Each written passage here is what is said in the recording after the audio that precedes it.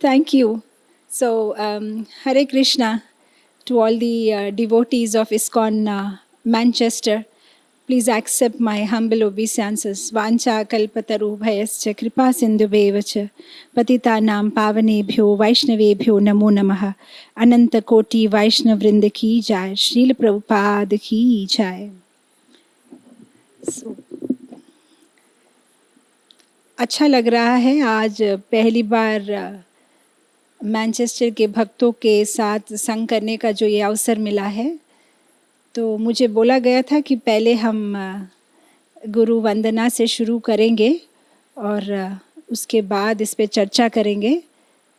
तो हम शुरू करते हैं गुरु वंदना से और मेरे साथ सब भक्त गाइए और जैसे कि आप लोगों को बोला गया है आप आरती शुरू कर सकते हैं। शुरू करें। You have some, give me some kartal or something. Shri गुरु चरणा पद्मा केवल भाकाति सद्मा। श्री गुरु चरणा पद्मा केवल भाकाति सद्मा। वंद मुई सावधाना माते वंदो मुई सावधाना माते। जहर प्रसादे भाई ए भवतो रिया जाय। जहर प्रसादे भाई ए भवतो रिया जाय। कृष्ण प्राप्ति होए जहाँ होते।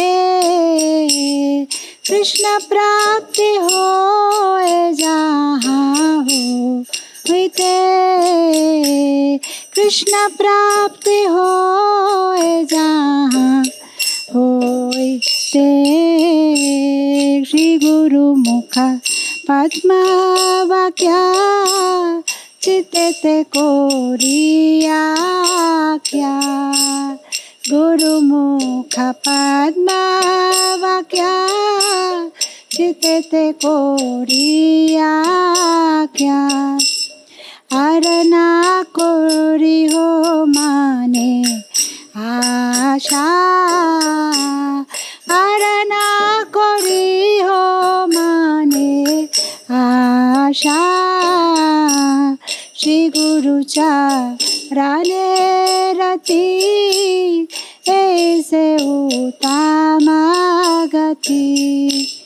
श्री गुरु चरणे रति ऐसे उत्तमा गति। जय प्रसादे पूरे सर्व आशा। जय प्रसादे पूरे सर्व आशा। चकुदान दिलो जे जन्मे जन्मे प्रभु से। चकुदान दिलो जे जन्मे जन्मे प्रभु से।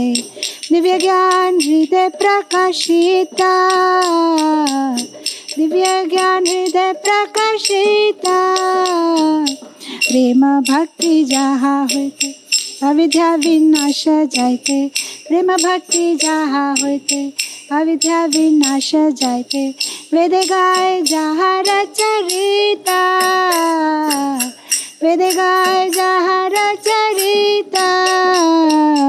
श्री गुरु करुणा सिंधु अधम जनारा बंधु। श्री गुरु करुणा सिंधु अधम जनारा बंधु। लोकनाथ लोकेर जीवाना। प्रभु पालो के जीवाना। हा प्रभु करो दया देहो मोरे पद छाया। प्रभु करो दया देहो मोरे पद छाया। हा प्रभु करो दया देहो मोरे पद छाया। एबे जास घुसक त्रिभुवाना, एबे जास घुसक त्रिभुवाना। जय प्रभुपदा, जय प्रभुपदा, प्रभुपदा जय प्रभुपदा, जय प्रभुपदा, जय प्रभुपदा, प्रभुपदा जय प्रभुपदा। जय जय गुरुदेव, गुरुदेव, गुरुदेव, गुरुदेव, जय जय गुरुदेव, गुरुदेव, गुरुदेव, गुरुदेव।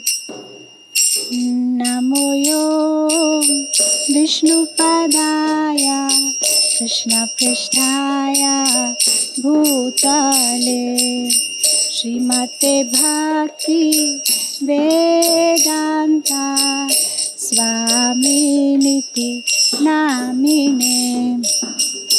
नमस्ते सरस्वती देवे गौरवाणी प्रचारिणे, निर्विशेष शून्यवादी पाश्चात्देशतारिणे। श्री कृष्ण चैतन्य प्रभु नित्यानंदा, श्री अद्वैता गदाधर श्रीवासादि गौरा भक्त वृंदा। हरे कृष्णा कृष्णा कृष्णा हरे हरे, हरे राम राम राम हरे हरे। हरे कृष्णा कृष्णा कृष्णा हरे हरे, हरे राम राम राम हरे हरे। हरे कृष्णा कृष्णा कृष्णा हरे हरे, हरे राम राम राम हरे हरे। हरे कृष्णा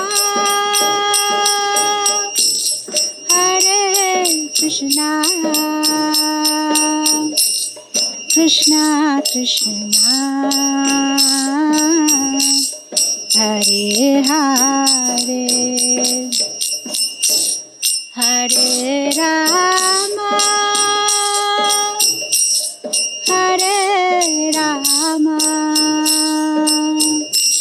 राम राम हरे हरे। हरे कृष्णा कृष्णा कृष्णा हरे हरे, हरे राम राम राम हरे हरे। हरे कृष्णा कृष्णा कृष्णा हरे हरे, हरे राम राम राम हरे हरे। जय राधा दामोदर, राधा दामोदर जय जगन्नाथ, जय बलदेवा जय सुभद्रा। निताय गौर हरि बोल, हरि बोल, हरि बोल, हरि बोल। जय जय प्रभुपाद,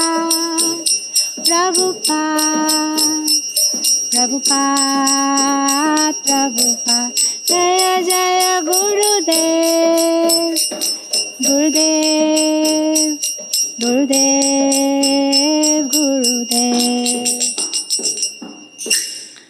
श्रील प्रभुपाद की जय। अपने अपने गुरुदेव की जय। हरे कृष्णा। मुखम करोति वाचालं पंगुं लंगायते गिरं यत्कृपातमहं वन्दे श्रीगुरुदीनतारिणं परमानंद माधवं कृष्ण चैतन्य ईश्वरम्। ओम अज्ञानतिमिरान्धस्य ज्ञानाञ्जनशलाकया चक्षुरुन्मिलितं येन तस्मै श्री गुरुवे नमः। श्रील प्रभुपाद की जय। गुरु महाराज की जय। तो आज हम बड़ी ही विशेष विषय पे चर्चा करने वाले हैं। श्रीमद् भागवतम के 11वें स्कंद में द्वितीय अध्याय के 29वें श्लोक में महाराज निमि जब नवयोगेंद्र से मिलते हैं, नवयोगेंद्र जब महाराज निमि के यज्ञ स्थल के पास में आते हैं तो वे बहुत सुंदर एक श्लोक कहते हैं। वे कहते हैं, दुर्लभ मानुष देहो देहिनाम शन भंगुरम तत्राभि दुर्लभम मन्ये वैकुंठ प्रिय दर्शनम। बहुत ही सुंदर बात। वे कहते हैं कि मानव जीवन मिलना बहुत कठिन है। 84 लाख योनियों में हम घूमते हैं तब जाके हमें एक बार मानव जन्म मिलता है। लेकिन वे कहते हैं कि उससे भी ज़्यादा दुर्लभ, तत्रा भी दुर्लभ हम मानिए। और एक चीज़ है जो उससे भी ज़्यादा दुर्लभ है, वो ये है कि मानव जीवन में वैकुंठ प्रिय दर्शनम। जो भक्त भगवान के प्रिय है, वैकुंठ प्रिय है, ऐसे भक्त का दर्शन मिलना। तो समहाउ श्रील प्रभुपाद जी की असीम कृपा हम सब पे है। इसीलिए इस्कॉन संस्था में हम कितने सारे अमूल्य वैष्णवों का दर्शन, वैकुंठ प्रिय का दर्शन कितने आसानी से कर पाते हैं। तो उन दिनों में महाराज निमि बोल रहे हैं कि वैकुंठ प्रिय दर्शनम, एक भक्त का दर्शन करना मुश्किल है। और प्रभुपाद जी की कृपा से हम इतने सारे भक्तों का संग करने का अवकाश हमें जो है इस्कॉन में मिल रहा है। हमारे वरिष्ठ गुरुओं का, शिक्षा गुरुओं का, दीक्षा गुरुओं का, वैष्णवों का संग हमें बड़ी आसानी से प्राप्त हो रहा है। तो हमें इसके मूल्य को समझना चाहिए। ये बहुत इम्पोर्टेंट है कि हमें जो ये संग प्राप्त हो रहा है उसे हम किस भाव से ले रहे हैं।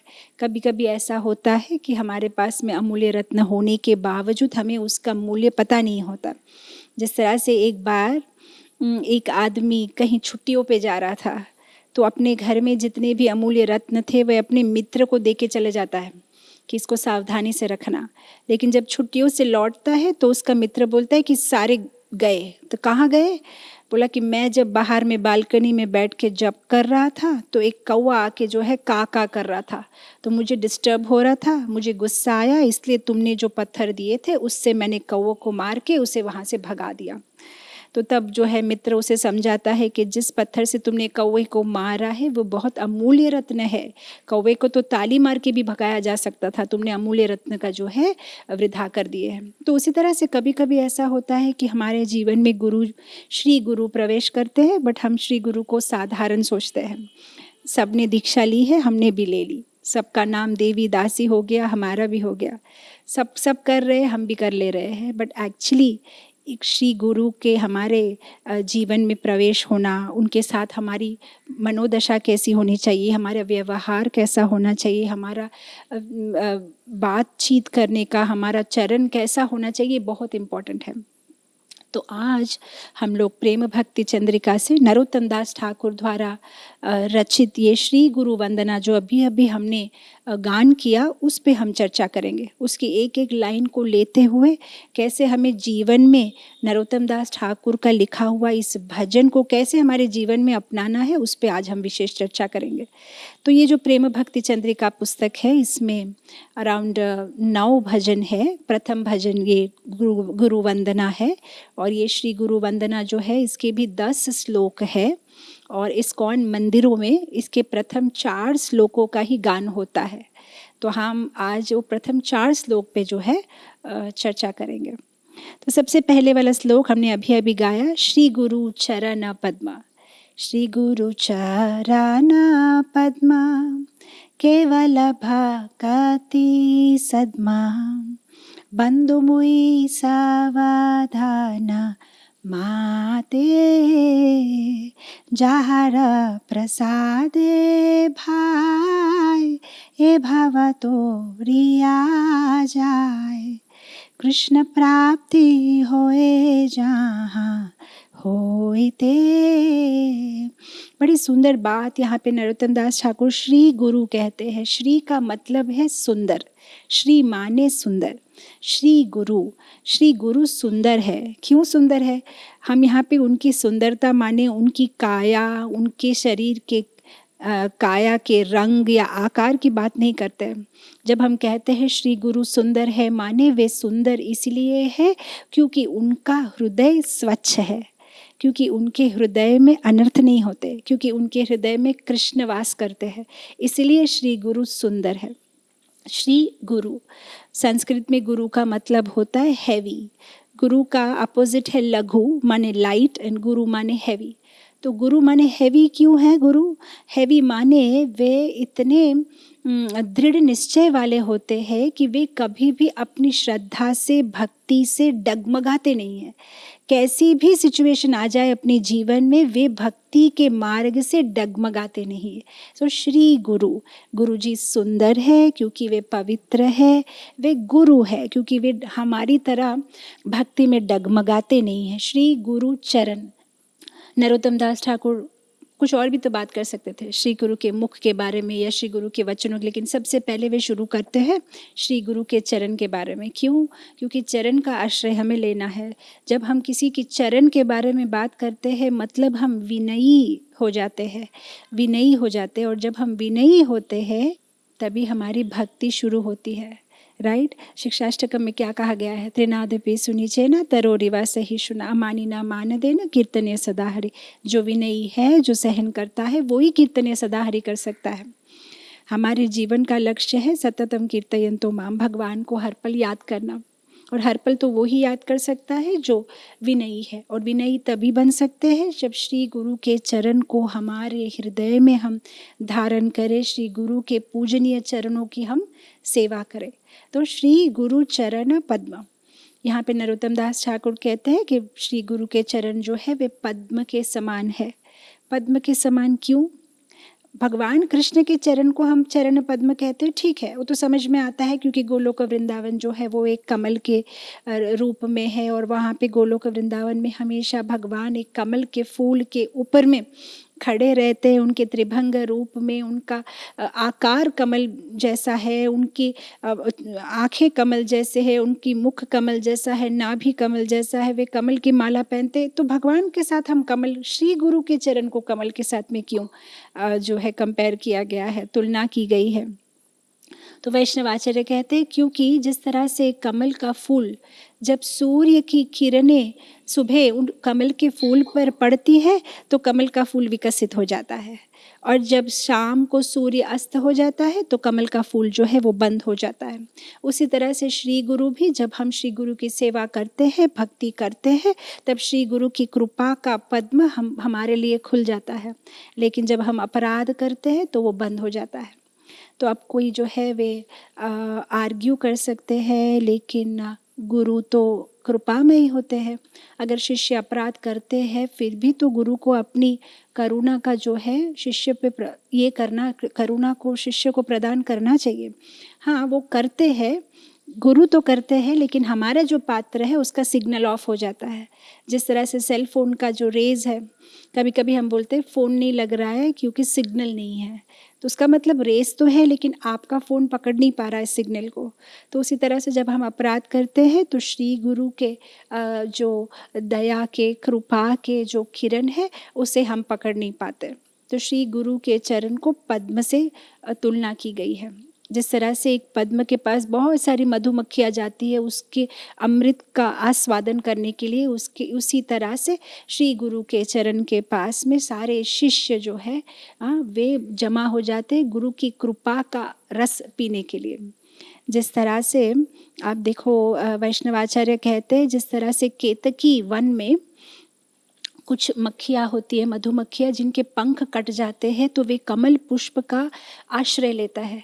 उसी तरह से हमारे भी जो है पंख कट गए हैं, इस संसार दवनला में, इस फॉरेस्ट फायर में हमारे पंख भी जल गए हैं, तो हमें जो आश्रय दे सकते हैं वो श्री गुरु के चरण पद्म ही आश्रय दे सकते हैं।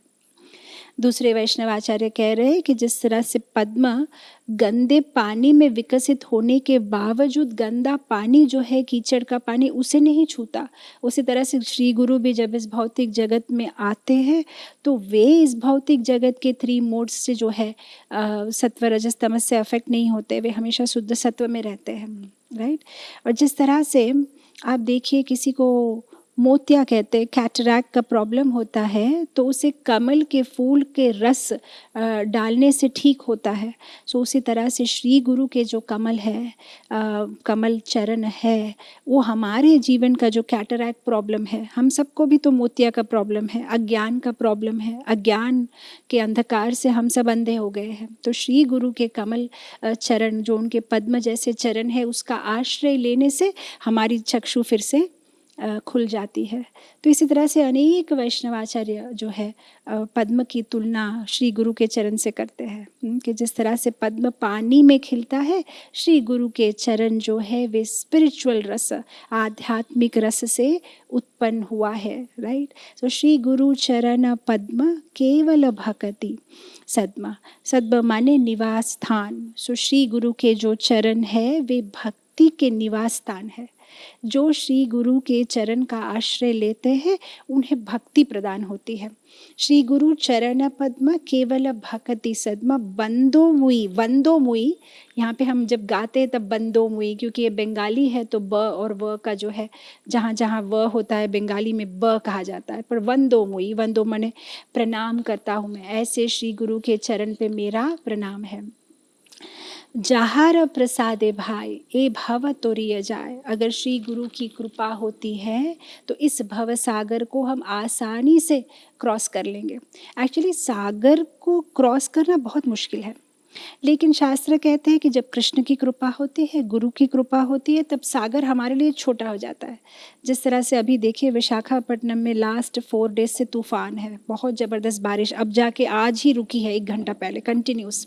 तो जब बारिश आती है, आप देखो बारिश में जो मिट्टी भीग जाती है उसमें कभी अगर गाय का बछड़ा जो होता है, छोटा सा बछड़े के पैर के निशान बन जाते हैं, और उस पैर के निशान जब बनते हैं तब छोटा सा खड्डा हो जाता है, और उसमें थोड़ा सा जो बारिश का पानी गिरता है उसको क्रॉस करना कितना मुश्किल है, बिल्कुल मुश्किल नहीं है, आप जस्ट ऐसे ही पैर करके आप क्रॉस कर सकते हो।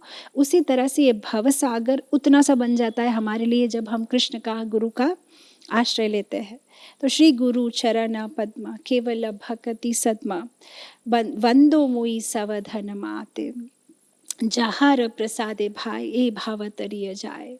कृष्ण प्राप्ति, भवसागर को तो तरेंगे, भवसागर को तारना भी बड़ी बात नहीं है एक्चुअली, हमें तो मोक्ष नहीं चाहिए, कृष्ण भक्ति, हमें तो कृष्ण की प्राप्ति चाहिए, और ये पॉसिबल है गुरु के चरण का आश्रय जो लेते हैं। आप देखिए चैतन्य चरितामृतम में अंत्य लीला 16.60 में बहुत सुंदर एक श्लोक आता है, भक्त पाद धूलियार भक्त पाद जल भक्त भुक्त अवशेष 3 महाबल।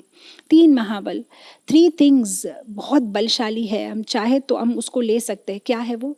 भक्त पाद धूलि, भक्त के पाद पद्म की धूली, भक्त पाद जल, उनके चरणों को धोया हुआ जो पानी, चरण अमृत, भक्त पाद धूली भक्त पाद जल, भक्त भुक्त अवशेष। जब भक्त महाप्रसाद लेते हैं तो उसके बाद जो अवशेष होता है वो महाप्रसाद बन जाता है। तो ये 3 चीज़ महाबल, अगर भक्ति में कोई आगे बढ़ना चाहता है तो इस 3 चीज़ों का आश्रय लेना चाहिए। मुझे एक कथा याद आ रही है, रामानुजाचार्य जो श्री संप्रदाय के काफ़ी वरिष्ठ आचार्य है, एक बार ऐसा होता है कि वे तो परिवारजिक आचार्य थे, यहाँ से मतलब गांव घूमते थे और सबको भगवान के भक्त बनाते थे। तो एक बार वो एक गांव में पहुंच गए, तो वहाँ पे उनके शिष्यों ने एक प्रवचन का प्रोग्राम जो है कार्यक्रम आयोजन किया। शाम का समय था, लेकिन प्रोग्राम में कोई नहीं आया। तो रामानुजाचार्य स्तब्ध रह गए, क्या बात है, अक्सर तो वे जहाँ जाते काफ़ी लोग आते हैं, तो दूसरे दिन अपने शिष्य को भेजते हैं, जरा फाइंड आउट करो। तो बोलते गुरुजी यहाँ तो सब इतने ज़्यादा भौतिक रस में इंद्रिय तृप्ति के पीछे पड़े हुए हैं, बिल्कुल थोड़ा भी लेश मात्र भी किसी में भक्ति नहीं है, यहाँ प्रचार करना मुश्किल है, चलिए हम दूसरे गांव चले जाते हैं। तो रामानुजाचार्य बोलते नहीं, यहाँ सब पानी कहाँ से पीते हैं, कपड़े कहाँ धोते हैं, पानी कहाँ पीते हैं, नहाते कौन सा पानी उपयोग करते हैं। बोलते हाँ, एक छोटा सा तालाब है गांव में, बस वहीं से सब पानी ले जाते हैं पीने के लिए, रसोई करने के लिए। तो रामानुजाचार्य अपने शिष्य से कहते हैं जाओ उस पानी में अपना पैर धो के आ जाओ। तो उसे समझ में नहीं आया, गुरुजी आप क्या कह रहे हैं। नहीं, तुम जाओ उस तालाब में अपने पैर धो के आ जाओ। तो शिष्य जाता है, अपने पैर धो के आ जाता है उस तालाब में। फिर बोलते हैं रामानुजाचार्य चलो कल शाम को फिर से प्रोग्राम ऑर्गेनाइज करो, गांव भर में अनाउंसमेंट करो मेरे प्रवचन का। बोला ठीक है। दूसरे दिन शाम को पूरा क्राउड एकदम भर गया, लोग ही लोग प्रवचन में, और बहुत सुंदर रामानुजाचार्य जो है क्लास देते हैं। और अब शिष्यों को समझ में नहीं आता कि ऐसा तो क्या हुआ। तो फिर रामानुजाचार्य बोलते बस कुछ नहीं, मैंने तुमको बोला था ना पैर धोने के लिए तालाब में, तो तुम्हारे पैर की जो धूली है जो तालाब के पानी के साथ मिल गई, और उस तालाब के पानी को जो है गांव वालों ने पिया, तो सब में जो है भक्ति का जन्म हुआ। तो उतनी पावरफुल है भक्त के चरण की रज। रामानुजाचार्य ने खुद के पैर भी नहीं धोए, उनके शिष्य के पैर में भी इतनी शक्ति है। तो भक्त पाद धूली, वो चरण रज जब पानी में मिल गई तो सबने जो है अज्ञात सुकृति, सबके हृदय स्वच्छ हो गए और वे भगवान की बारे में वाणी सुनने के लिए तत्पर हो गए। भक्त पाद धूली भक्त पाद जल भक्त भुक्त अवशेष। रामानुजाचार्य एक बार एक नदी के पास में प्रसाद ले रहे थे, तो प्रसाद लेने के बाद थोड़ा सा खाया उन्होंने, और थोड़ा सा उन्होंने जो है अवशेष बच गया था तो नदी में फेंक दिया। तो नदी में बहुत सारी मछलियाँ थी, तो वो जो अवशेष फेंका उन मछलियों ने खाया, और साथ ही साथ उनको नारायण का रूप प्रदान हुआ और सब वैकुंठ की ओर जा रहे हैं। और उसके बाद जब रामानुजाचार्य ने अपने हाथ वाथ धो के वहाँ से चले जा रहे थे, तो उनके पीछे जो उनके 5 सन्यासी थे वे वहीं रुक गए। तो रामानुजाचार्य पूछते क्या हुआ भाई, चलो दूसरे गांव जाना है। बोलते हम नहीं जाएंगे, हमें ये बात समझ में नहीं आई, ऐसा तो क्या हुआ कि ये मछलियाँ सब जो है नारायण का रूप मिला उनको। तो फिर रामानुजाचार्य बोलते बस कुछ नहीं, मेरा खाया हुआ जो अवशेष उन्होंने खाया तो जो है वे भगवान के धाम जा रहे हैं। तो फिर वे सन्यासी पूछते हैं कि हम तो गुरु महाराज आपका रोज़ खाते हैं अवशेष, हमें क्यों मुक्ति नहीं मिल रही है। तो फिर रामानुजाचार्य बोलते हैं क्योंकि ये जो जीव है, ये मछलियाँ, वे संदेह नहीं करती है, उनको कोई संदेह नहीं है, वे अपना काम कर रही है और उनको जो है महाप्रसाद मिल गया तो उनको मुक्ति मिल गई। लेकिन तुम्हें संदेह है, तुम्हें डाउट है, ऐसा हो सकता है क्या। जिसको संदेह है उसको नहीं मिलता है, उसको जो है कृपा नहीं मिलती है, राइट। तो ये जीव को तो संदेह करने का भी चांस नहीं है, because they are just fishes, right. So ये है power of guru's lotus feet, guru's lotus feet, dust of guru's lotus feet, गुरु के चरण की धूली की महिमा। चरण की क्या, सिर्फ गुरु को देखने मात्र से। कुछ साल पहले हम श्रीरंगम गए थे, तो वहाँ के जो हेड पुजारी है रंगनाथ मंदिर के, उनके साथ में हम प्रसाद ले रहे थे। तो उन्होंने बहुत सुंदर एक तमिल में कुछ गा रहे थे। तो मैंने कहा मुझे तमिल समझ में नहीं आती, मैं तेलुगु बोलती हूँ, तो ये क्या आप बोल रहे हैं। तो बोले कि मैं एक सुंदर भजन गा रहा हूँ जिसमें अलवार जो है वे बोल रहे हैं कि जो पुण्य हमें सारी दुनिया की सारी पवित्र नदियों में नहाने से मिलता है, जो पुण्य हमें भगवान के जप करने से मिलता है, जो पुण्य हमें भगवान के श्री विग्रह के दर्शन करने से मिलता है, उससे भी ज़्यादा पुण्य हमें मिलता है जब केवल हम एक बार किसी वैष्णव का दर्शन करें, केवल एक बार उसका दर्शन करें। और फिर वे बहुत सुंदर तरीके से बोल रहे थे, वे कह रहे थे कि देखो नदी में स्नान करना है तो नदी तक जाना पड़ता है, कभी कभी नदी में स्नान पॉसिबल नहीं है, ठंडी है, गर्मी है, कभी कभी तूफान है। विग्रह का दर्शन करने के लिए मंदिर जाना पड़ता है, कभी कभी पॉसिबल नहीं है। भगवान का जप करने भी कभी कभी पॉसिबल नहीं है। जैसे श्री वैष्णव, हम तो हरे कृष्ण महामंत्र हर सिचुएशन में करते हैं, हम गौड़ीय वैष्णव के, किंतु जो श्री रंग में जो श्री संप्रदाय समुदाय के भक्त हैं उनका कुछ रूल्स एंड रेगुलेशंस होता है। जैसे वे तिरमा गुड़ी का जो पारायण करते हैं, वे कुछ कुछ महीने में वो पारायण करना निषेध है।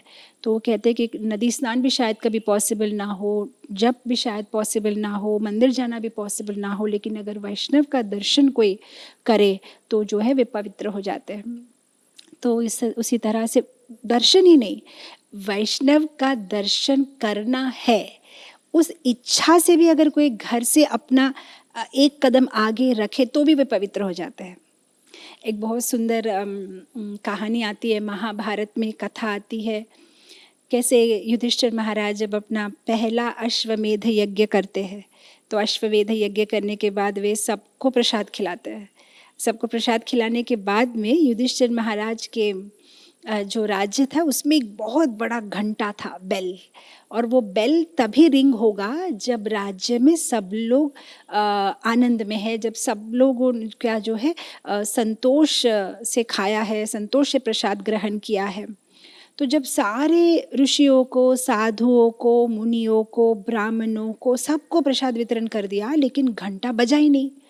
तो फिर जो है भीम और अर्जुन हर राज्य के हर गली गली में गए, सबको पूछा आपने प्रसाद लिया, आपने प्रसाद लिया, आपने प्रसाद लिया। सब ने कहा हाँ प्रसाद लिया, घंटा क्यों नहीं बज रहा है। ढूंढते ढूंढते राज्य के और भी डीप में जो है पास में एक छोटा सा फॉरेस्ट था, तो वहाँ जाते तो वहाँ पे एक मुनि मिल जाते हैं, उन्होंने प्रसाद नहीं लिया है। तो बोले अरे आप मिस हो गए, आ जाइए आप प्रसाद ले लीजिए, क्योंकि वो हमारा जो घंटा है वो बज नहीं रहा है, उसका मतलब कोई भी जो है वो अनसेटिस्फाइड है। तो ये जो ऋषि है बोलते कि मैं नहीं आऊँगा प्रसाद के लिए। बोलता क्यों? बोलता मेरी एक शर्त है। क्या शर्त है? बोला कि अगर 100 अश्वमेध यज्ञ करने का पुण्य आप मुझे देंगे तभी मैं आऊँगा।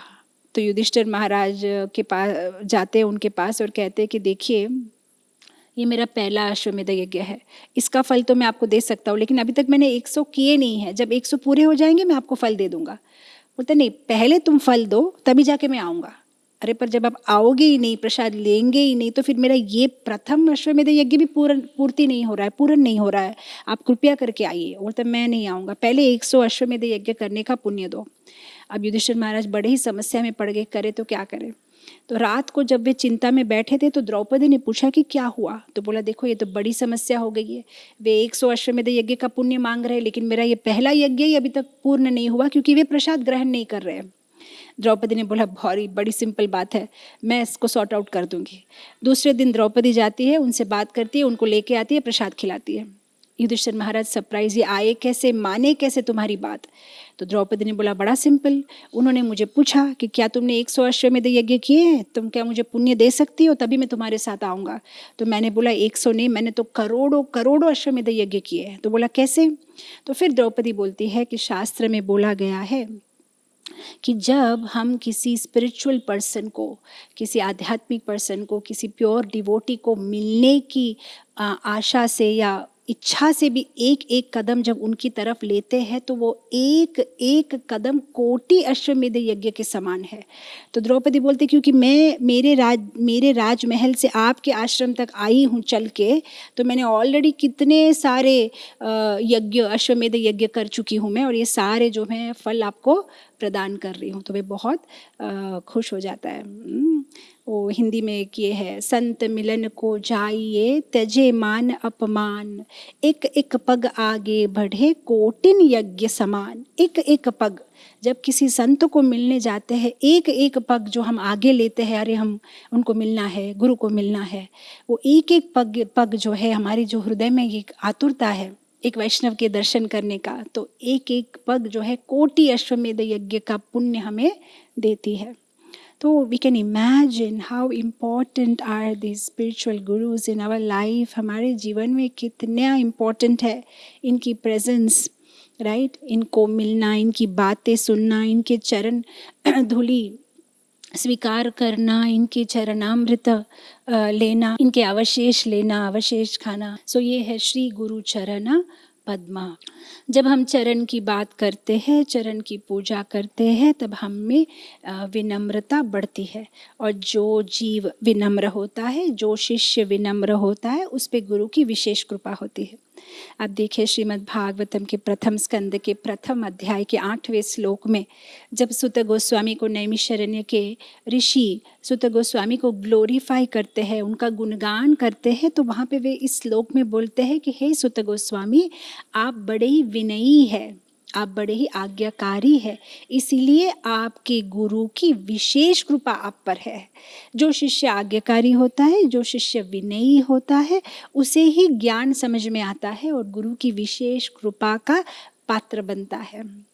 तो अब कोई ये प्रथम श्लोक पढ़ने के बाद कह सकता है, अच्छा उसका मतलब मुझे एक ही काम करना है, श्री गुरु चरण पद्मा, मेरे जो गुरु महाराज हैं उनके चरण को वॉश करना है, लोटस फीट वॉश करना है, वो चरणामृत मेरे सिर पे लेना है, वो मेरे घर आए या कभी मंदिर में जहाँ भी दिखे उनकी धूली जो है, मट्टी जो है मेरे सिर पे लेना है, बस मेरा ये कंप्लीट हो गया। नहीं, नरोत्तम दास ठाकुर सेकंड श्लोक बताते हैं कि गुरु का आश्रय लेना मतलब केवल उनका फिजिकल सेवा करना ही नहीं है। गुरु का आश्रय लेना मतलब वापु सेवा के साथ साथ उनकी वाणी सेवा भी करनी है।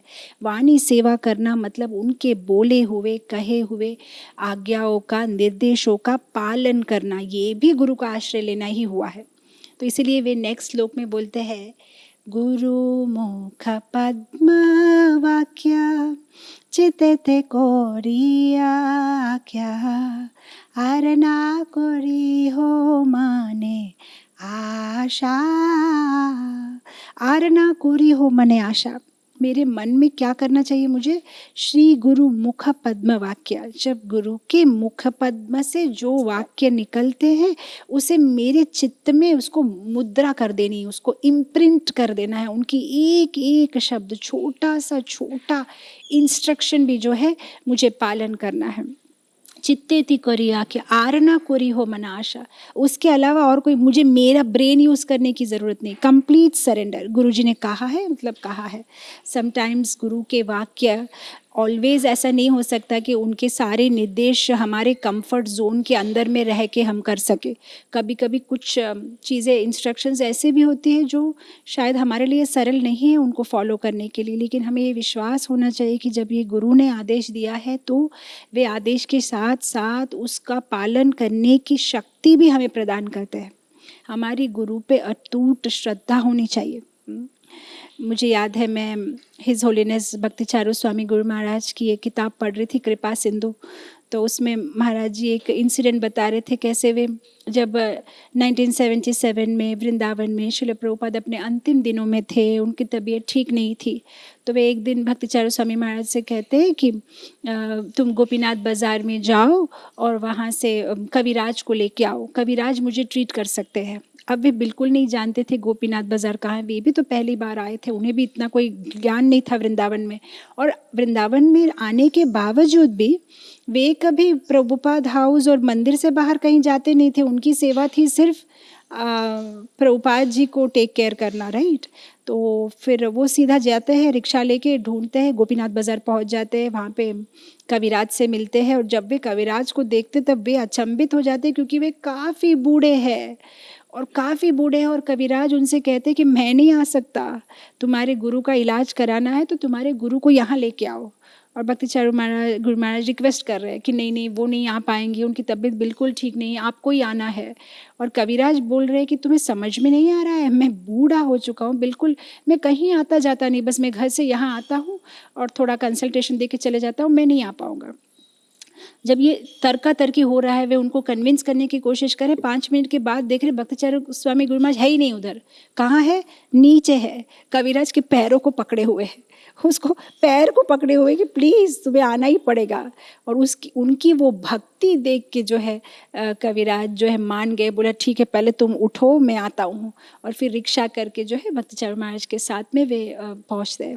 और सच में वे काफ़ी बूढ़े थे, उन्हें काफ़ी तकलीफ़ हो रही थी जब रिक्शा भी थोड़ा सा अप एंड डाउन हो रहा था।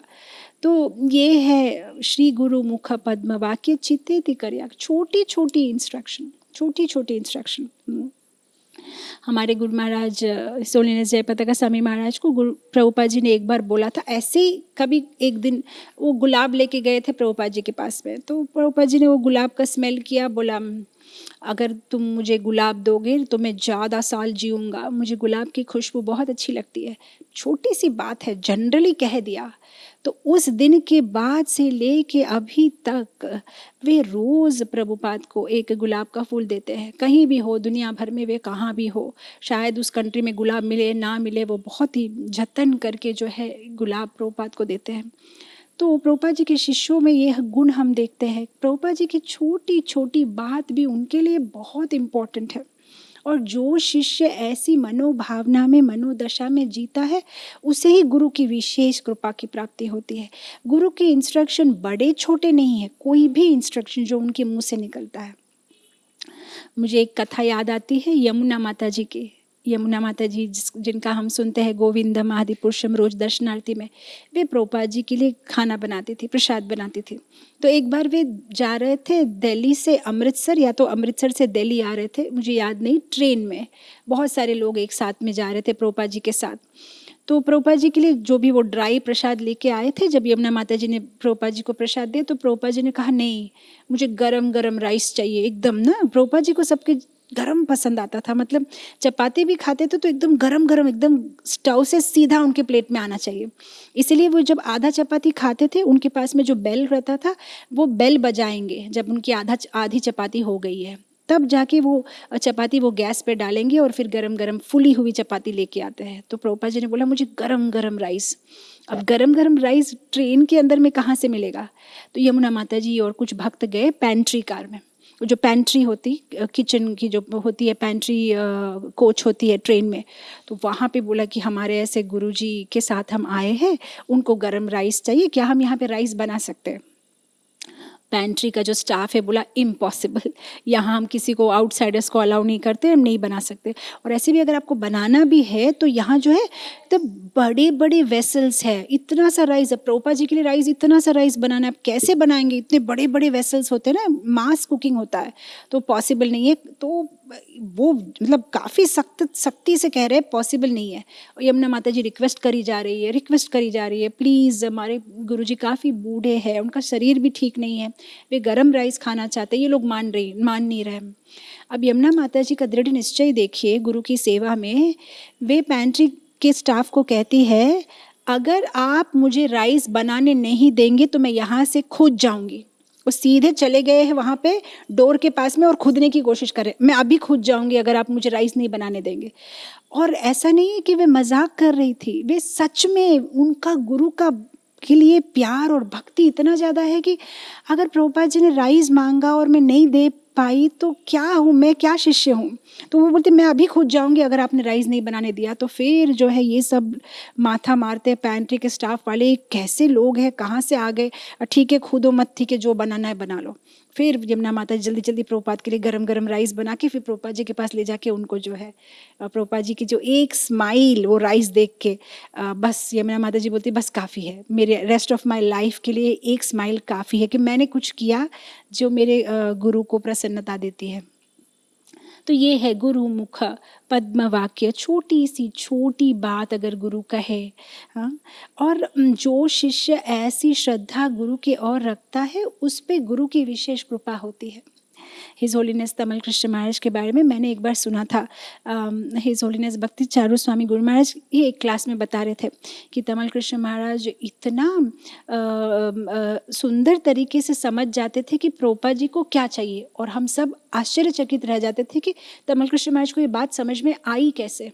तो वे बता रहे थे कि एक दिन प्रभुपाद जी क्लास दे रहे थे मायापुर में, और क्लास के बीच में सब बैठे हुए सुन रहे, और हिज होलीनेस तमल कृष्ण महाराज एकदम क्लास के बीच में सडनली उठ गए और प्रभुपाद जी के कमरे में गए, अलमारा खोला, छोटा सा लोटा लिया, गंगा की ओर भागे, गंगा का पानी लिया, फिर भाग के आए, प्रभुपाद जी के व्यासासन पर रख दिया, और फिर प्रभुपाद जी ने वो लोटा उठाया, थोड़ा सा हाथ में लिया और गंगा का पानी पिया।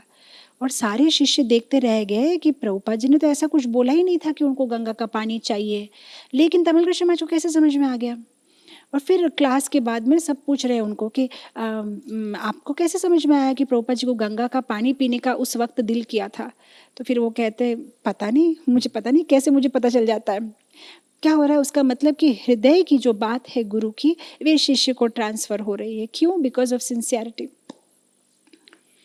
अगर कोई सिंसियरली अपने गुरु की सेवा करता है श्रद्धा से, तो जो गुरु चाहते हैं, जो गुरु की कृपा है, वे उनको ट्रांसफ़र होती है। तो श्री गुरु मुख पद्म वाक्य चित्तेति करे आक्य। रामानुजाचार्य के एक वरिष्ठ शिष्य थे अनंत अलवार। उनकी कथा इस कथन के साथ बड़ी मैच करती है। अनंत अलवार काफ़ी बूढ़े थे, तो उन दिनों में तिरुपति तो आप लोग सब जानते होंगे। तिरुपति तो एक बालाजी का जो मंदिर है वो एक हिल के ऊपर में है, पहाड़ के ऊपर में है। और उन दिनों में वो पहाड़ के ऊपर में रहना बहुत मुश्किल है। वहाँ कोई दुकानें नहीं है, लोग नहीं है, क्रूर पशु पक्षी जानवर सब घूमते रहते हैं। और बालाजी का मंदिर था, तो पुजारी लोग क्या करते थे, सुबह जाते थे, मंदिर खोलते, सब पूजा वगैरह करते थे, शाम को मंदिर बंद करके नीचे आ जाते थे, कोई रहता नहीं था ऊपर में। अब सबको पता है बालाजी जो भगवान है, तिरुपति बालाजी, उनको ना वे अलंकार प्रिय है। उनको अलंकार करना बहुत अच्छा लगता है, स्पेशली पुष्प अलंकार उनको बहुत अच्छा लगता है। तो अब फूल चाहिए, रोज़ फ्रेश फ्लावर्स चाहिए बालाजी के लिए। अब फ्रेश फ्लावर्स चाहिए तो अगर पहाड़ के ऊपर में ही कोई बगीचा बना लेते हैं तो इजी रहेगा। तो फिर वे एक दिन ना इष्ट गोष्ठी बुलाते हैं सारे शिष्यों की और बोलते देखिए ये सेवा है, कौन करेगा। तो कोई हाथ नहीं उठाता।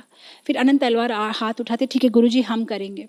अब उन दिनों में वो सेवा सब उनके तरफ देख रहे, अरे बाप रे इसकी तो बहुत गट्स है, कैसे करेगा। फिर वो अनंत अलवार की जो पत्नी थी वे गर्भवती थी, तो दोनों पति पत्नी मिलके पहाड़ के ऊपर में एक भगवान के लिए सुंदर सा बगीचा बनाते हैं। अब बगीचा बनाना तो बहुत सारे काम है। अब बगीचा मतलब मट्टी को खोदेंगे, अच्छी मट्टी मिक्स करेंगे, गोबर मिक्स करेंगे, वो बीज सींचेंगे, पानी डालना है, बड़ा काम है। तो जब अनंत तलवार ये सेवा कर रहे थे तो वो एक कुल्हाड़ी से जो है मतलब मट्टी वगैरह ये कर रहे हैं, डिग कर रहे हैं, क्लीनिंग कर रहे हैं, और फिर जो भी मट्टी वो डिग कर रहे हैं खुदाई करने के बाद में एक टोकरी में डाल रहे हैं। और उनकी जो गर्भवती पत्नी थी उस टोकरी को लेके दूर जाके मट्टी फेंक के आ रही है। तो ठाकुर जी जब ये देखते हैं तब उन्हें बड़ी दया आती है कि अनंत तलवार भी थोड़े उम्र उनकी ज़्यादा थी और उनकी पत्नी गर्भवती। तो भगवान क्या करते, छोटे से बच्चे के रूप में जाते हैं और अनंत तलवार से कहते हैं कि बाबा क्या मैं उठा लूँ, थोड़ा सा टोकरी मुझे दे देंगे, मैं उठा लेता हूँ।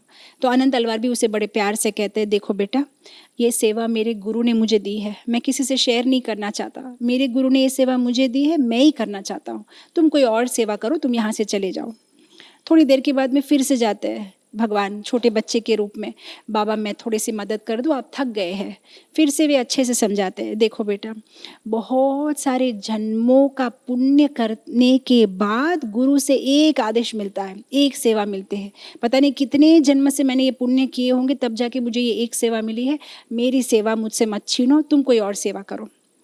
तीसरी बार फिर भगवान जाते हैं। इस बार जो है अनंत तलवार उसको अच्छे से समझाते, देखो तुम्हें समझ में नहीं आ रहा है, तुम यंग हो, अभी छोटे हो, तुम्हें आगे चल के भी सेवा करने का अवसर मिलेगा। मैं तो बूढ़ा हो चुका हूँ, पता नहीं मेरा प्राण मैं कब छोड़ दूंगा इस शरीर को।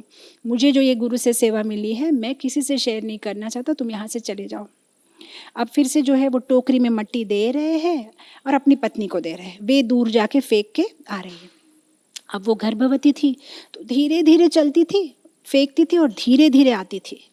अब भगवान ने सोचा कि अब इससे तो बात बन नहीं रही है, तो अनंत तलवार की पत्नी के पास गए, बोला मैया आप तो मान जाओ, मुझे सेवा दे दो। अब वो बोलती है मुझे सेवा देने में कोई प्रॉब्लम नहीं, लेकिन डांटेंगे अगर मेरे पति देखेंगे तो। अब भगवान तो बदमाश है एकदम, तो चीटिंग में एक्सपर्ट है।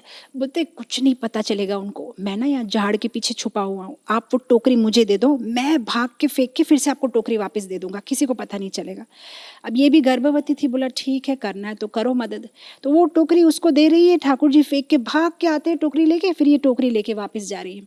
अब वो इतनी स्पीड में वापस आ रही है कि अनंत तलवार को आ गया डाउट, ये इतने स्पीड में कैसे आ रही है, अभी तो इतना देर लगा रही थी, फटाफट क्यों आ रही है।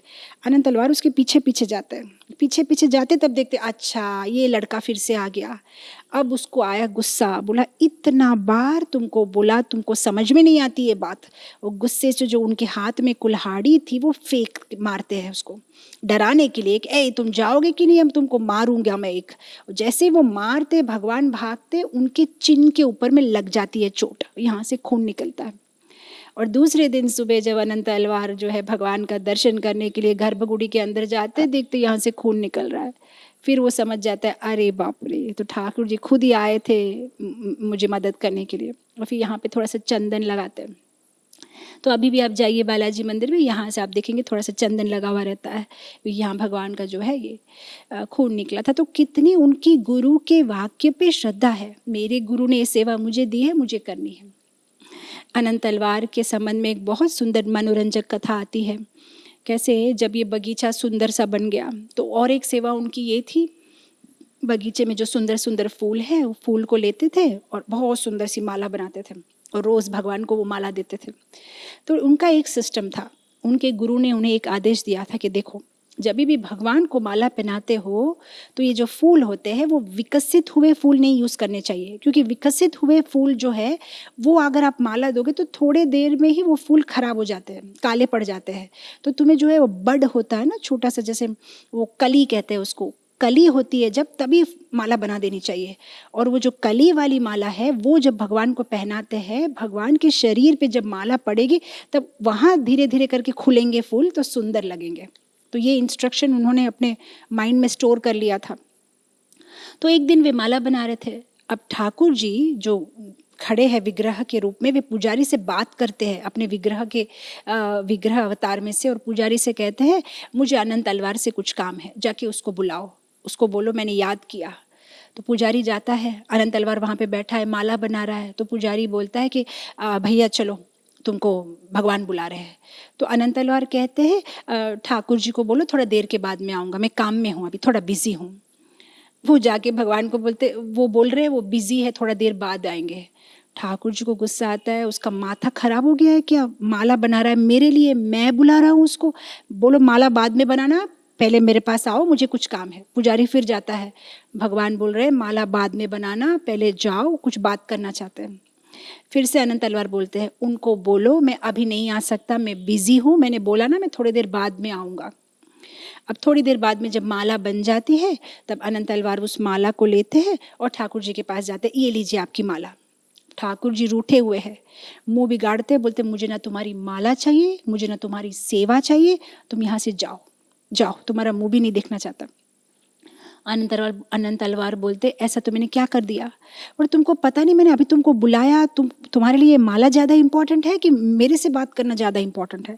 तो अनंत तलवार बोलते मेरे लिए माला ज़्यादा इम्पोर्टेंट है, क्योंकि मेरे गुरु ने कहा था कि भगवान के लिए जब माला बनाते हैं तो विकसित हुए फूल नहीं होने चाहिए, वो कली होनी चाहिए। अगर मैं आपसे बात करने के लिए आता तो फूल जो है खुल जाते और फिर जो है मेरे गुरु की आज्ञा की अवज्ञा हो जाती। तो गुरु की आज्ञा की अवज्ञा मैं नहीं कर सकता, इसलिए मैंने बोला मैं आपको थोड़ी देर के बाद आके मिलता हूँ, तो ये लीजिए माला।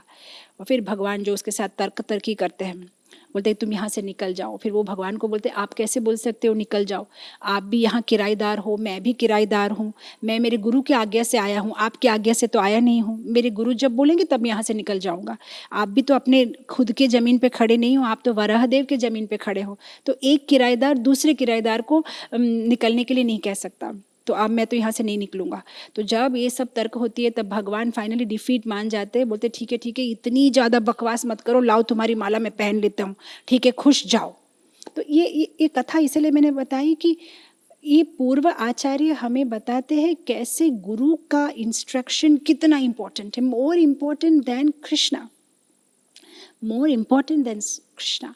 वाई? बिकॉज गुरु जो आदेश देते हैं वो कृष्ण की सेवा का आदेश ही देते हैं।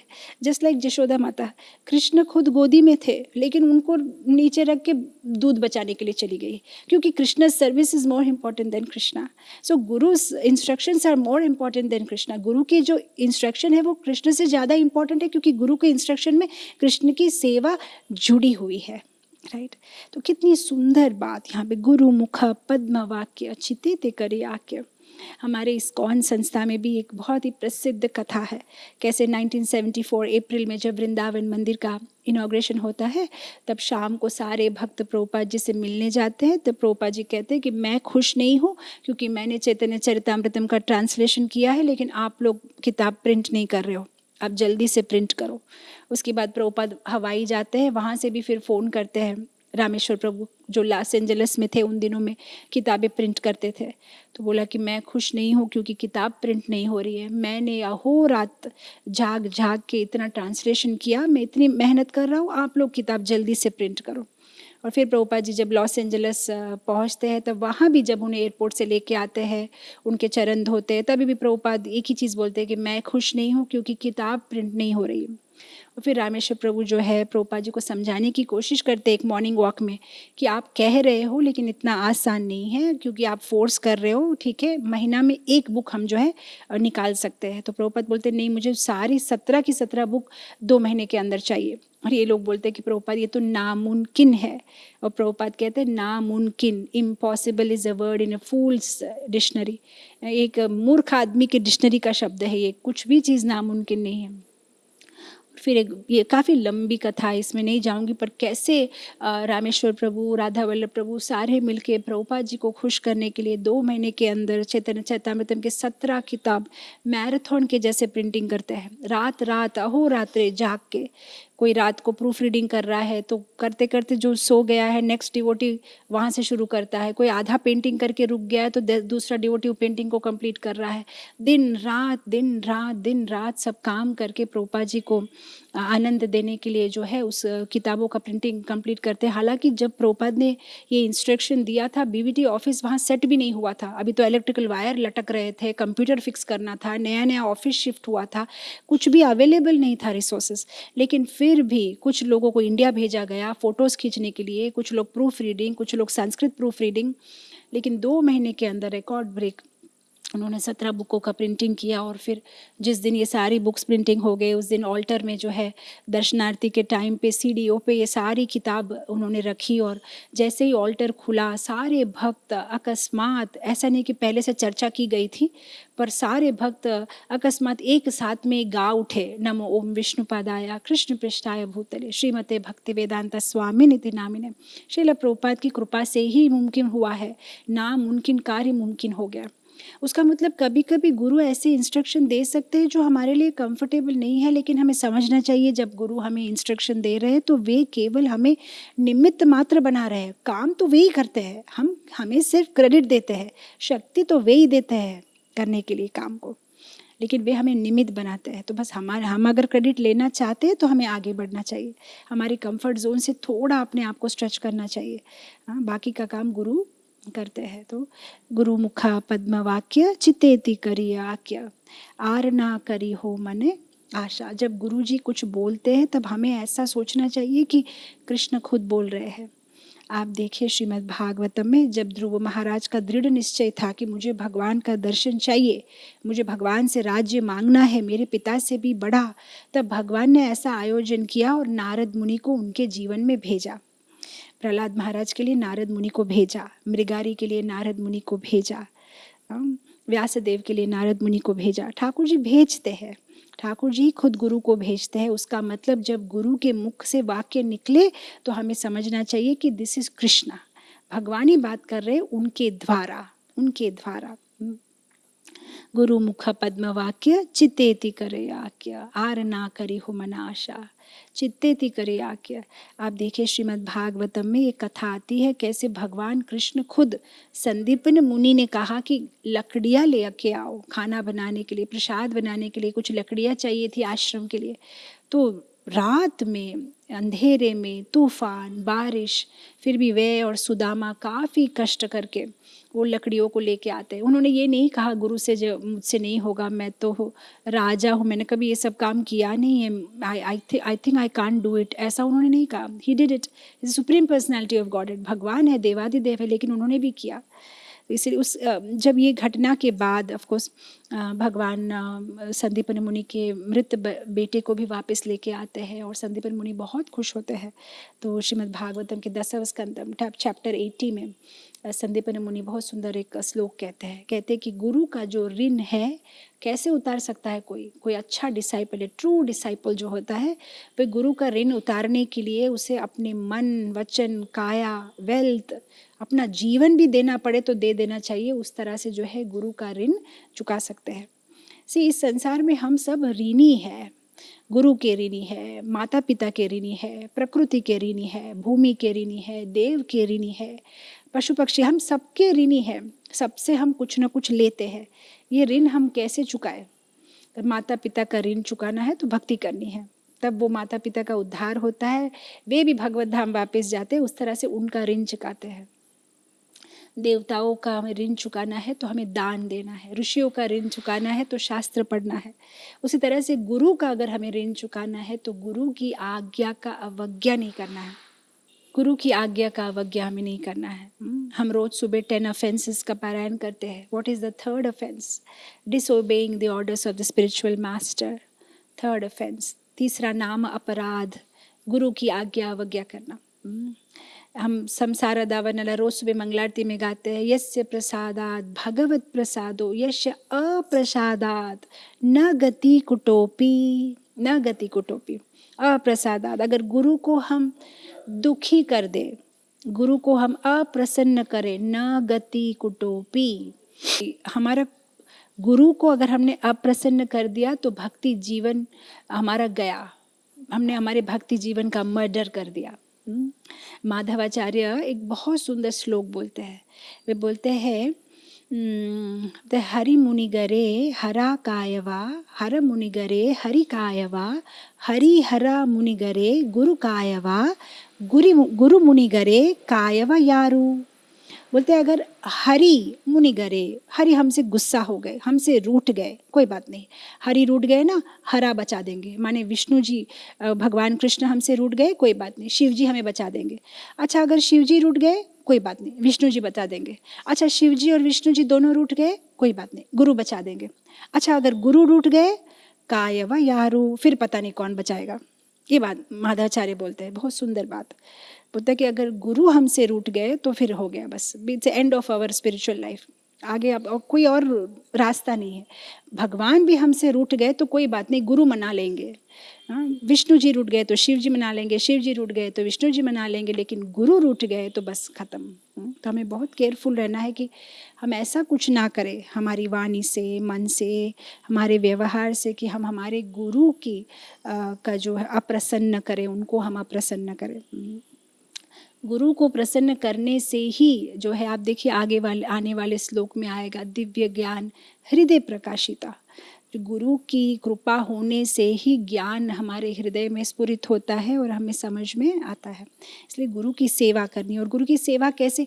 श्री गुरु मुख पद्म वाक्य मतलब केवल वो वाक्य नहीं जो उनके मुख वृंद से आया है, जो उन्होंने पुस्तक में लिखा है वो भी उनका वाक्य है। क्योंकि कोई तर्क कर सकता है, अब तो प्रभुपाद जी है नहीं तो कैसे उनके मुख का वाक्य हम सुनेंगे, या कोई कह सकता है नहीं, हम हमारे गुरु महाराज अब नहीं रहे तो अब हम कैसे उनका गुरु मुख पद्म वाक्य नहीं, अब उनकी जो क्लासेस है, उनकी जो इंस्ट्रक्शन है, उनके जो प्रवचन है, उनकी जो किताबें हैं, वो सब भी उनके गुरु मुख पद्म वाक्य ही है, उसी का हमें पालन करना है।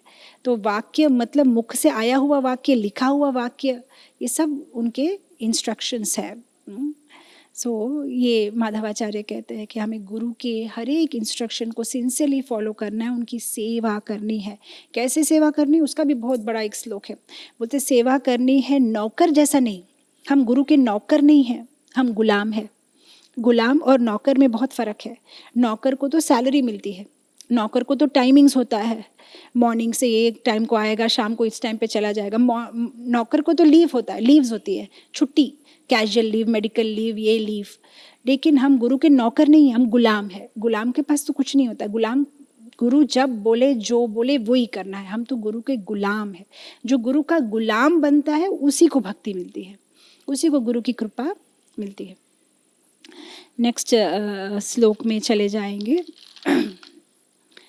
श्री गुरु चरणे रति ऐसे उत्तमा गति, जे प्रसाद पूरे सर्व आशा। श्री गुरु चरणे रति, श्री गुरु के चरण पे रति, ये वर्ड आप देखिए, रति माने प्रगाढ़ आसक्ति। अब देखिए रघुनाथ दास गोस्वामी जो हमारे प्रयोजन आचार्य है, वे अपनी पुस्तक मनः शिक्षा के प्रथम श्लोक में बोलते हैं गुरु पे अपूर्व गुरु रति। अपूर्व गुरु रति, जिसको गुरु पे रति, आसक्ति बहुत ज्यादा है, ये एक सिम्टम है। ये एक सिम्टम बोलूँ या ये एक कंडीशन है to progress in spiritual life, to have attachment for guru. अपूर्व रति होनी चाहिए गुरु के बातों पे, गुरु के वाक्य पे, गुरु के निर्देश पे, जो गुरु के चरणों की सेवा पे जिसकी रति है, यही से उत्तम गति, तभी जाके जो है उसको भगवान के भक्ति की सेवा की प्राप्ति हो सकते है। जय प्रसादे पूरे सर्व आशा, जो गुरु की सेवा करता है उसकी सारी आशाएं पूरी होती है, सर्व आशा गुरु की ब्लेसिंग से पूरी होती है। सो भगवान से हम सबको अटैचमेंट तो है, किसी न किसी चीज़ पे अटैचमेंट है। अटैचमेंट पूरी तरह से हम बाहर नहीं निकाल सकते, लेकिन हम अटैचमेंट को डबटेल कर सकते हैं गुरु की ओर, राइट। सीखिए श्रीमद् भागवतम के 3 स्कंद के 25वें अध्याय के 20वां श्लोक, मोक्ष द्वारा अपावृता।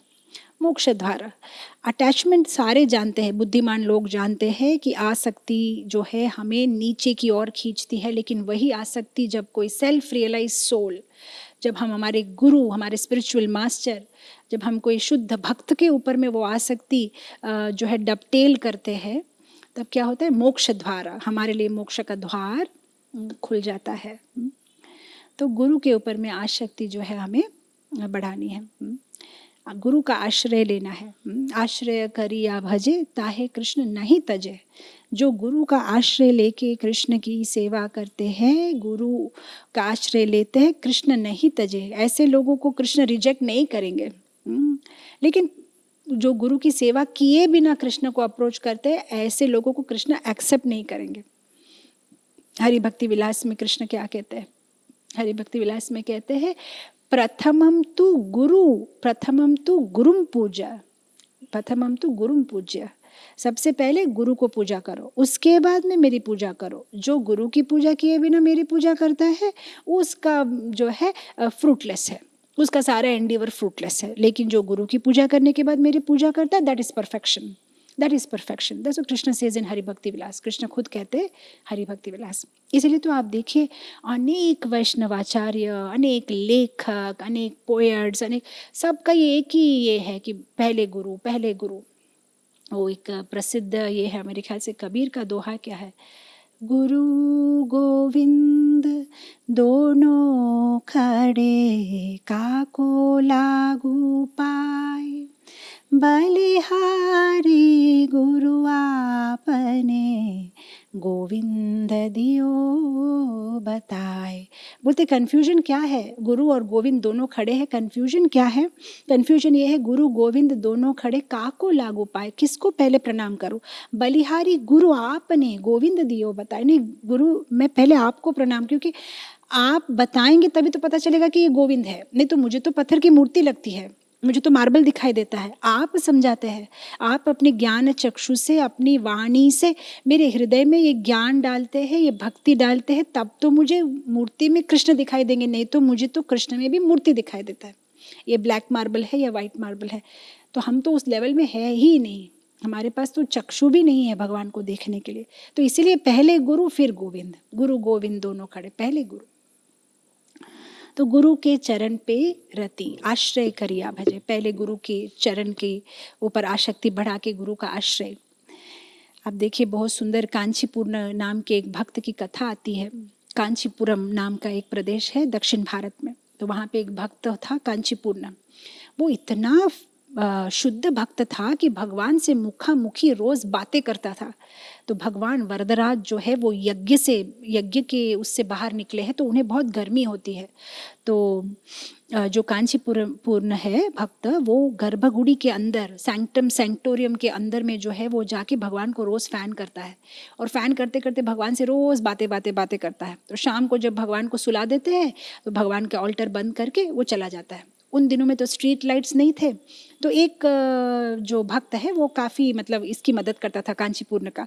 उन दिनों में जो वो लैंटर्न लाइट होती है ना केरोसिन की, वो ऐसा लेके खड़ा रहता था और शाम को उनको घर तक छोड़ देता था। तो एक दिन बातें करते करते उस भक्त ने बोला कि मैंने सुना आप रोज़ भगवान से बातें करते हो। हाँ वो तो है, तो क्या एक क्वेश्चन है, आप भगवान को पूछेंगे? बोला हाँ पूछूंगा। क्या है क्वेश्चन? बोला आप भगवान को पूछिए ना कि मैं मरने के बाद क्या वैकुंठ जाऊंगा, क्या मुझे फिर से जन्म लेना पड़ेगा, क्या है मेरी स्थिति? बोला ठीक है, कल ज़रूर पूछूंगा। तो वो पूछता है, कांचीपुर जब भगवान को फ़ैन करता है, बोलता है ठाकुर जी वो एक आदमी है ना जो मेरी मदद करता है रोज़, आपको पता है ना, जो शाम को वो जो लाइट लेके मुझे रोज़ ड्रॉप करता है मेरे घर तक, वो ना एक क्वेश्चन पूछ रहा था कि वो मरने के बाद क्या वैकुंठ जाएगा कि उसे फिर से जन्म लेना है। तो ठाकुर जी ने बोला कि क्योंकि तुम मुझे बहुत प्रिय हो और वो तुम्हारी सेवा करता है, रोज़ तुम्हारी मदद करता है, तुम्हें रोज़ घर तक छोड़ देता है, इसलिए वो भी मुझे बहुत प्रिय है, तो तुम्हें उसे कह दो कि इस जन्म के बाद में वो सीधा वैकुंठ जाएगा, उसे और जन्म लेने की ज़रूरत नहीं है। तो कांचीपुर बड़ा खुश हो जाता है। फिर वो बोलता है कि ठाकुर जी मेरा क्या होगा, मैं इस जन्म के बाद वैकुंठ जाऊंगा कि मुझे फिर से जन्म लेना पड़ेगा। ठाकुर जी बोलते तुम्हारा डाउटफुल है, शायद तुम नहीं जा पाओगे वैकुंठ। कांचीपुर सरप्राइज, जो मेरी मदद करता है वो वैकुंठ जाएगा, आपको मुझसे इतना प्यार है लेकिन मैं नहीं जा सकता, क्यों? भगवान बोलते हैं सॉरी, लेकिन ना तुम्हारे पास कोई गुरु नहीं है, तुम मेरे साथ डायरेक्टली कनेक्टेड हो, लेकिन वहाँ पे वैकुंठ में सिस्टम ये है गुरु के द्वारा ही आ सकते हो, तो तुम्हारा तो कोई गुरु नहीं है, तो इसलिए इस लाइफ में तो तुम्हारा वैकुंठ आना मुश्किल है। कांचीपुर बहुत बड़ा ही गुस्सा हो जाता है, बोलता है ये तो क्या बात हो गई, मुझे लगा मैं आपकी डायरेक्टली सेवा करता हूँ, मुझे पता नहीं था गुरु इतना इंपॉर्टेंट है। भगवान के हाथ में वो फ़ैन पकड़ा देता है, बोलता है ये लो अपना फ़ैन खुद करो, मैं जाता हूँ पहले गुरु को ढूंढता हूँ। अब वो रास्ते में ढूंढ रहा है किसको गुरु बनाओ। अब जिसके पास जाता है सारे बोलते हैं आपको शिष्य कैसे बना सकते हैं, आप खुद भगवान से बात करते हैं, आप इतने महान हैं, आपको हम शिष्य नहीं बना सकते। अब करे तो क्या करे, कोई एक्सेप्ट करने के लिए तैयार नहीं है। फाइनली अपना वेशभूषा बदल के गोष्ठीपूर्ण के पास जाता है, उसको पहचान नहीं पाते कोई, बोलते कि मैं ना एक दुखी आदमी हूँ, आप थोड़ा सा आपकी गौशाला में सेवा देंगे। बोला ठीक है, तो फिर उसकी गौशाला में जो है उसे सेवा देते हैं। तो फिर वहाँ जो निम्न सेवाएं जो उसके घर में वगैरह करते हैं। और एक दिन ऐसा होता है कि बहुत ज़बरदस्त बारिश आती है, तो गोष्ठीपूर्ण अपने मन में सोचता है कि मेरा जो ये नया सेवक आया है ना, उसके पास में कपड़े है कि नहीं पता नहीं, भीग गया होगा, चलो जाके उसको कपड़े दे के आता हूँ। तो वो जो है उसके सर्वेंट क्वार्टर्स जो होती है उसमें वो एंटर करते हैं। और कांचीपुर ने सोचता है रात हो गई है, बारिश भी आ रहे हैं, मैं कपड़े वपड़े चेंज करके चलो जप करता हूँ। तो अपने कपड़े वपड़े चेंज करके अच्छा सा तिलक लगा के बैठ के जप कर रहा है। जब इस गोष्ठीपूर्ण ने दरवाज़ा खोला और देखा कि अरे ये तो कांचीपूर्ण है, क्योंकि अब तो पूरी नॉर्मल वेशभूषा में आ गए थे, फिर उसको प्रणाम करने लगे कि आप यहाँ मेरे गौशाला में क्यों सेवा कर रहे हैं। बोलते नहीं, ठाकुर जी ने बोला था कि एक भक्त की सेवा, एक भक्त को गुरु के रूप में स्वीकार करोगे, सेवा करोगे, तभी तुम जो है मुझे खुश करोगे, तो इसलिए जो है मुझे आप स्वीकार करिए शिष्य की तरह। तो फिर वो बोलते नहीं आप ऐसी बात मत बोलिए। बोलते नहीं मुझे ये ज़रूरी है मेरे लिए, अदरवाइज जो ठाकुर जी मुझे स्वीकार नहीं करेंगे। तो उतने बड़े लोग जिनको भगवान के साथ में मुखामुखी बात करते थे, उन्हें भी गुरु स्वीकार करके गुरु के द्वारा ही भगवान को अप्रोच करना पड़ा। फिर हम और आप तो साधारण लोग हैं।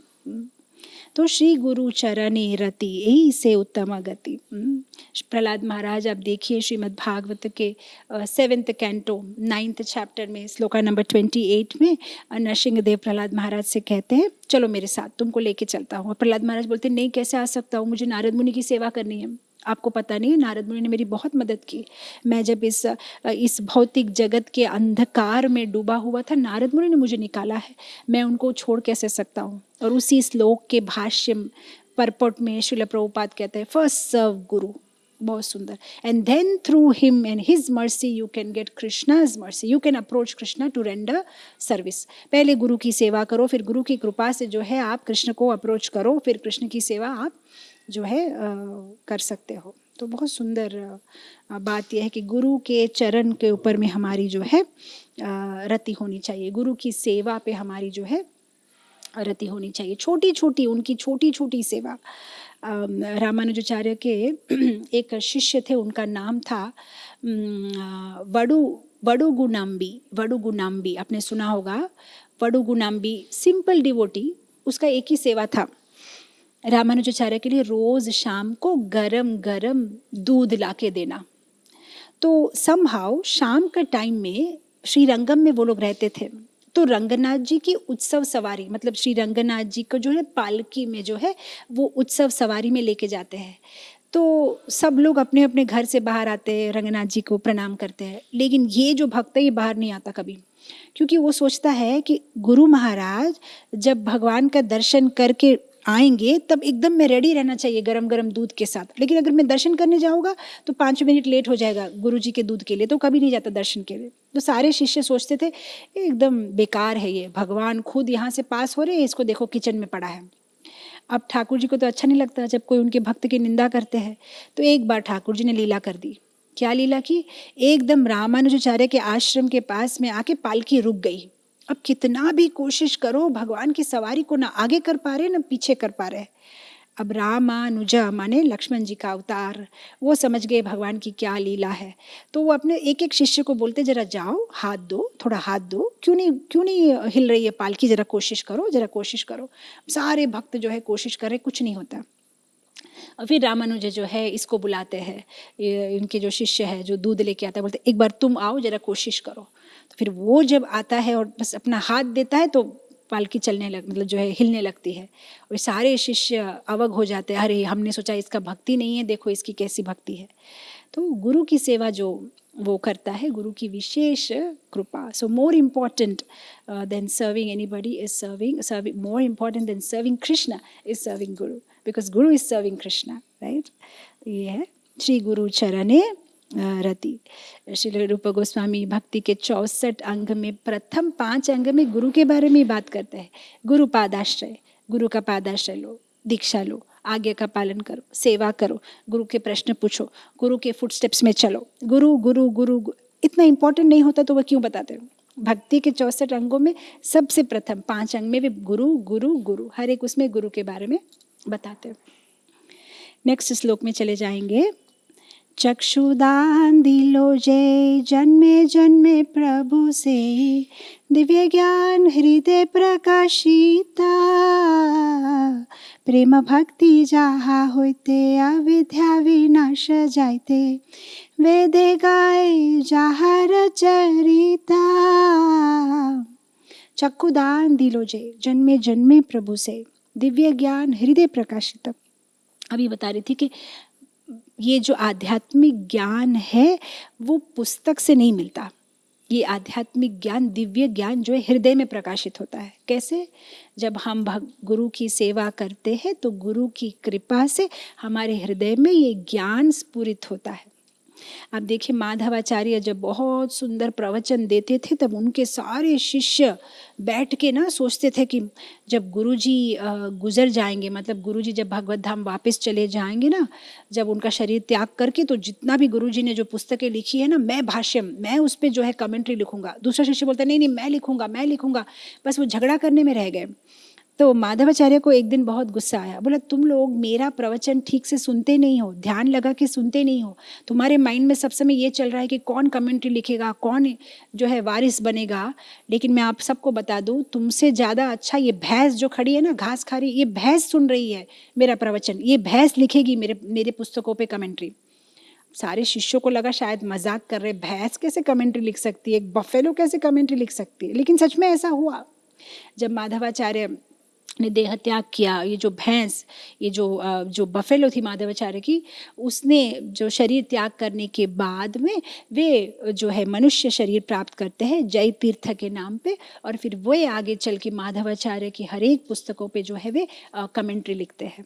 तो ये तो देखिए ये शिष्य सारे पुस्तक लेके पेन पेंसिल लेके बैठे हुए सारे पॉइंट्स लिख रहे, इनका कुछ नहीं हुआ। ये भैंस है, घास खा रही है।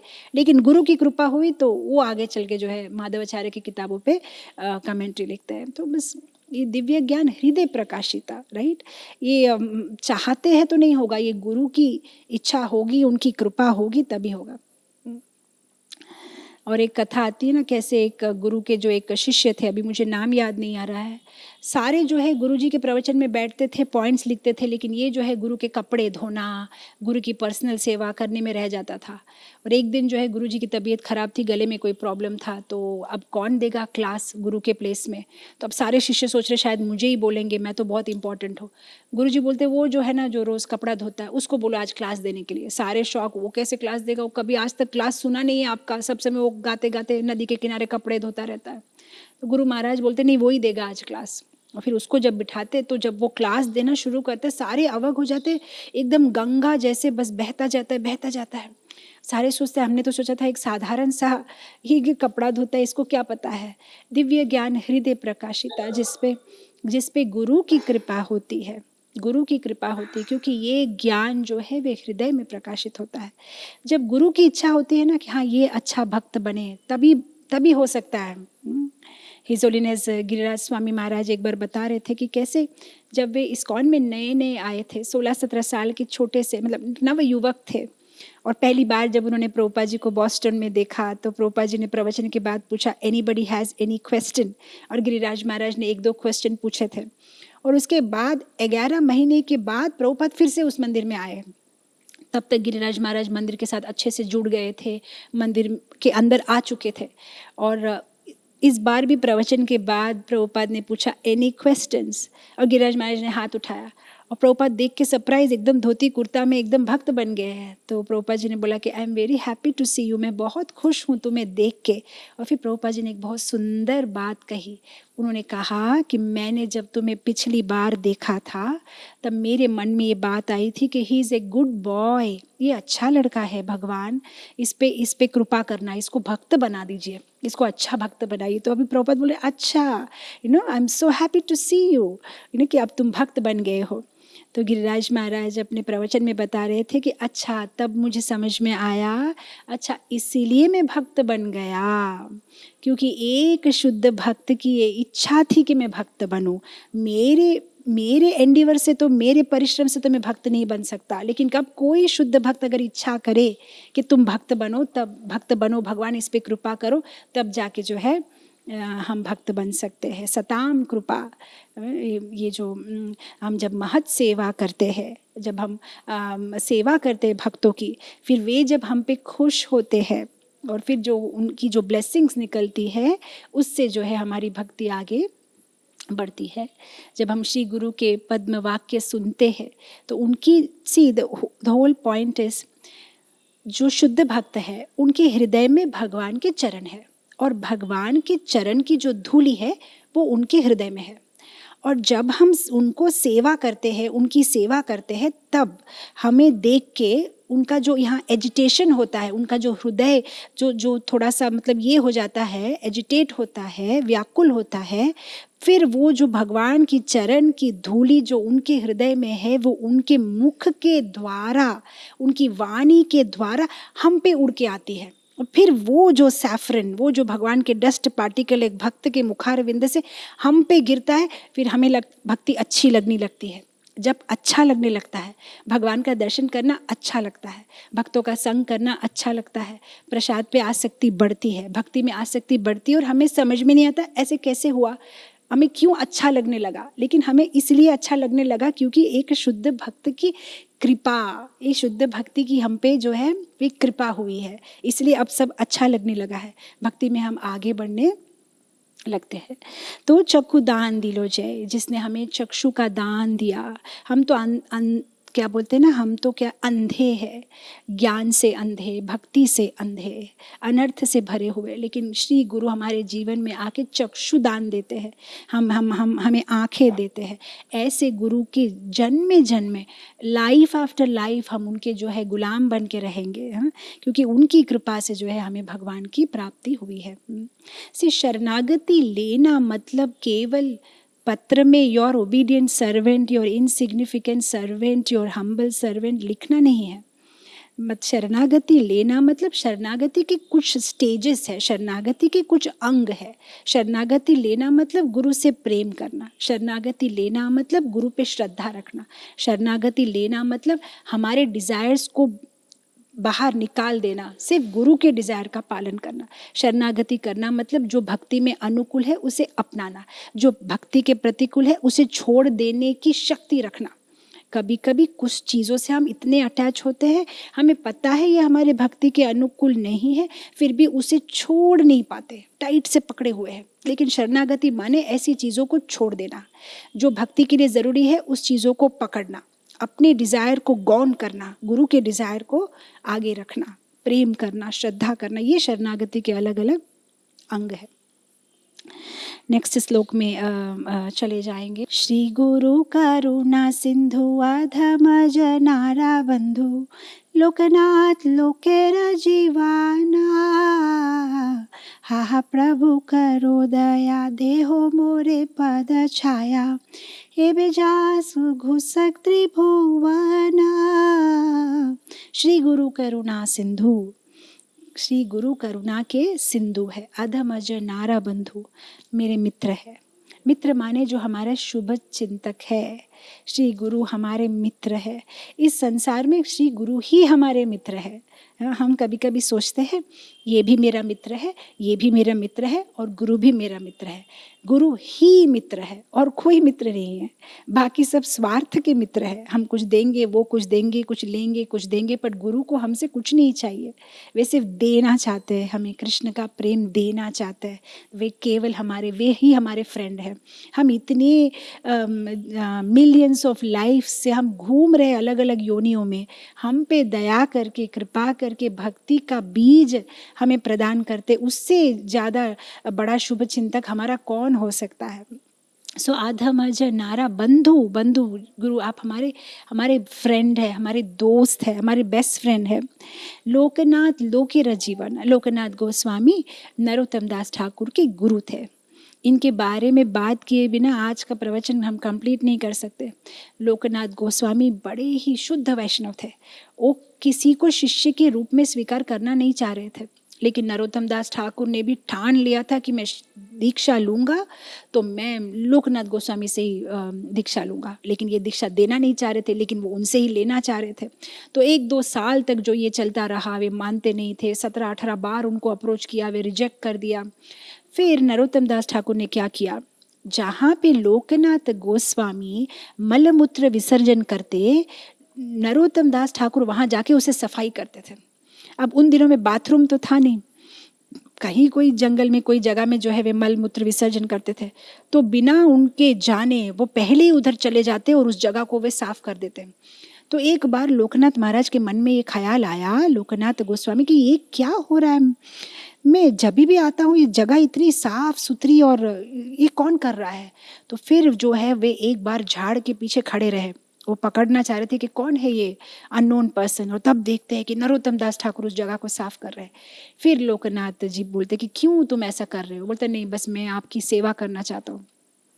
और नरोत्तम दास ठाकुर जो है वे एक राजा के बेटे थे, तो उनकी इतना विनय ये देख के लोकनाथ जो है वे पिघल जाते हैं और बोलते ठीक है मैं तुमको दीक्षा दूंगा। तो one and only disciple Narottam Das Thakur जो है वो थे उनके, और उन्होंने उनसे प्रॉमिस लिया। हालांकि नरोत्तम दास ठाकुर ने बहुत सारे भजन और किताबें लिखी है कि मेरे बारे में मेंशन मत करना, लेकिन ये एक भजन में वो मेंशन कर देते हैं, लोकनाथ लोकेर जीवन। लोकेर जीवन जब हम लोग गुरु पूजा में प्रभुपाद लोकेर जीवन बोलते हैं। लोकेर जीवन मतलब नरोत्तम दास ठाकुर बोलना चाहते हैं कि इस संसार में कोई जीवित है ही नहीं, सब मर गए हैं, सब मरे हुए ही है। जिसके हृदय में भगवान की भक्ति नहीं है वो तो मरा हुआ है। हो सकता है वो श्वास ले रहा है लेकिन उसमें जीवन नहीं है। लेकिन जब आपके जीवन में भक्ति जुड़ती है तब जाके आप सच में जीवित होते हो। तो इसलिए प्रभुपाद लोकेर जीवन, सबको जीवन प्रदान किया है श्रील प्रभुपाद ने। ऐसे श्रील प्रभुपाद का हा हा प्रभु करो दया देहो मोरे पद छाया, शेड ऑफ योर फीट, आपकी पद की छाया मुझे दीजिए। ए बे जास घुसक त्रिभुवन, जश माने आपका जश, आपकी कीर्ति त्रिभुवन में फैली हुई है, मतलब गुरु को ग्लोरीफाई कर रहे हैं। तो ऐसे श्री गुरु से हम रिक्वेस्ट कर रहे हैं कि काइंडली जो है आपके करुणा के सिंधु जो है, थोड़ी सी करुणा हम पे आप करो, दया हम पे आप करुणा निछावर करो। आप देखिए भगवान राम जी ने भी वशिष्ठ को गुरु माना था, विश्वामित्र को गुरु माना था। भगवान कृष्ण ने संदीपनी मुनि को गुरु स्वीकार किया था। चैतन्य महाप्रभु ने ईश्वरपुरी को गुरु स्वीकार किया था। भगवान खुद अपने आचरण से दिखा रहे हैं कि गुरु स्वीकार करना कितना इम्पोर्टेंट है, और गुरु स्वीकार करना ही नहीं, गुरु के दिए हुए निर्देशों का पालन करना।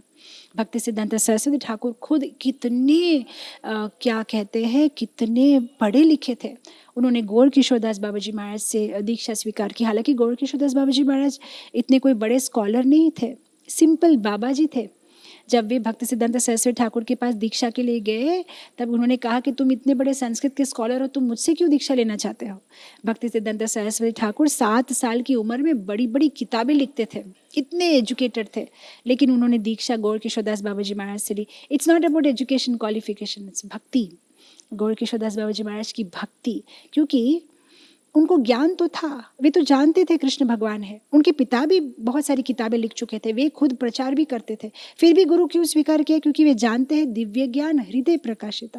कृष्ण का प्रेम भक्ति ज्ञान तो हृदय में प्रकाशित होता है, वो तो गुरु से ही आता है, गुरु परंपरा से हमें जुड़ना है।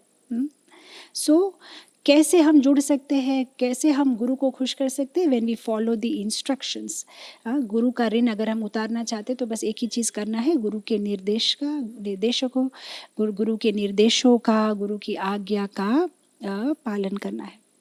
कभी कभी मन में ये हो सकता है कि गुरु का आज्ञा पालन करने के लिए अब गुरु हमारे सामने प्रत्यक्ष नहीं है, या गुरु का वापू हमें नहीं दिखाई दे रहा है, तो कोई बात नहीं है। वैष्णव आचार्य बोलते हैं गुरु का कभी तिरोभाव नहीं होता है। गुरु का एक्चुअली भगवान जो है हमारे हृदय में है, और भगवान हमारे हृदय से बाहर आते हैं और गुरु के रूप में आविर्भाव होते हैं। और फिर जब गुरु का लीला हो जाती है भौतिक जगत में, तब गुरु का शरीर का तिरोभाव हो जाता है, लेकिन फिर वो गुरु हमारे हृदय में आविर्भाव हो जाता है। तो जो गुरु पहले अंदर थे, वे चैत्य गुरु, वो बाहर आते हैं, हमारी मदद करते हैं, और फिर जब वे अंतर्ध्यान मतलब वे जब अपनी लीला खत्म करते तो वे फिर बाहरी रूप से तिरोभाव होते हैं, लेकिन फिर से हमारे हृदय में उनका आविर्भाव होता है। तो वैष्णवाचार्य बोलते हैं सद्गुरु सत्शिष्य नित्य संबंध। जो सद्गुरु है, जो सत्शिष्य है, उनका नित्य संबंध है। उनका संबंध केवल उनके बाहर शरीर से नहीं है कि आज हमारे गुरु दिखाई दे रहे हैं तो गुरु है, अगर हमें नहीं दिखाई दे रहे मतलब वह नहीं है। नहीं, नित्य संबंध। कैसे होता है नित्य संबंध? जब हम उनके इंस्ट्रक्शंस फॉलो करते हैं, नित्य संबंध। ऐसा नहीं है कि वो नहीं है, वो है, वो अभी भी है। वो पहले वो बाहर से इंस्ट्रक्शन देते थे, हमें दिखाई देता था, सुनाई देता था, अब वे हृदय से देते हैं, अब वे अंदर से देते हैं, वो अभी भी हमारे साथ कनेक्टेड है। नित्य नित्य संबंध कभी नहीं छोड़ते। कि इसलिए क्यों बोलते हैं कि गुरु बार बार आते हैं, बार बार जन्म लेते हैं, जब तक कि हम गोलोक वृंदावन नहीं जाते हैं। तो बहुत बार ना कुछ लोग क्वेश्चंस पूछते हैं, अच्छा तो इतने सारे हजारों शिष्य में से गुरु ढूंढते कैसे है कि मेरा शिष्य कहाँ, अब कौन सी योनि में जन्म लिया है? मैं ढूंढने की जरूरत नहीं है, वो तो शिष्य के साथ ही है। नित्य संबंध, वो हमेशा उनके साथ ही है हृदय में, इसलिए उन्हें ढूंढने की जरूरत नहीं पड़ेगी, वे हर जन्म में उसके साथ साथ ही है। राइट? तो ये नित्य संबंध है। अब वे अंदर से गाइड करते हैं, पहले बाहर से गाइड करते थे, अब वे अंदर से गाइड करते हैं। उनके साथ रिश्ता कभी टूटता ही नहीं है। रिश्ता तो तब टूटता है जिस दिन आप उनका इंस्ट्रक्शन फॉलो करना बंद कर देते हो, जब आप उनकी वाणी सुनना बंद कर देते हो, जब आप उनकी निर्देश और आज्ञा का पालन करना बंद कर देते हो, उस दिन रिश्ता टूट जाता है। फिजिकल एब्सेंस से रिश्ता नहीं टूटता है। जब हम गुरु के इंस्ट्रक्शंस फॉलो करते हैं तब वे हमारे साथ ही है। सो ये है श्री गुरु चरण पद्म की व्याख्या।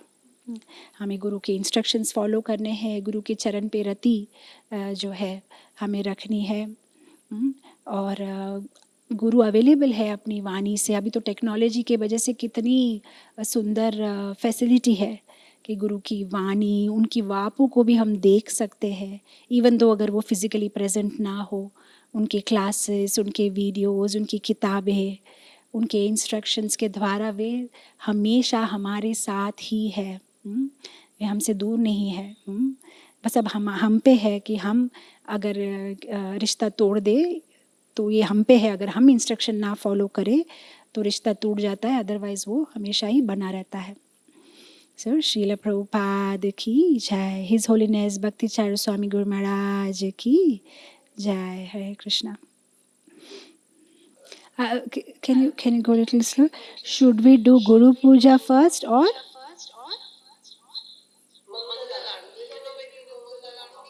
Oh, Mataji, Mangla Arti is Guru Puja only.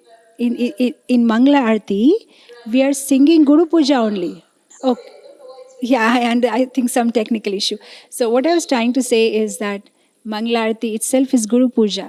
So the first thing we are singing in Mangalarti is Samsara Dava Nalalidha Loka Tranaya Karunya Ghana Ghanatvam Praptasya Kalyana Gunanavasya Vande Guru Shri Charanara Vrindam. So we are already doing Guru Puja first. That is the first thing we are doing in Mangalarti. And then we pray to Krishna. I hope that that clarifies your doubt.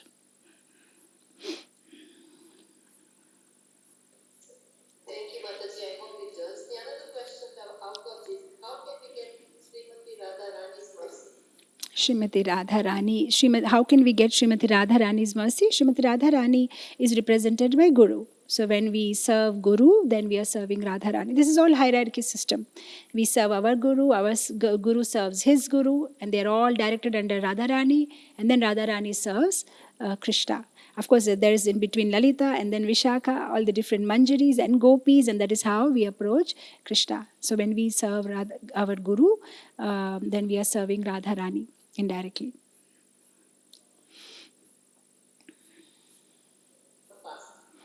Kartik month fast, you can open it on 30th of November, Kartik Purnima, after the moon rise.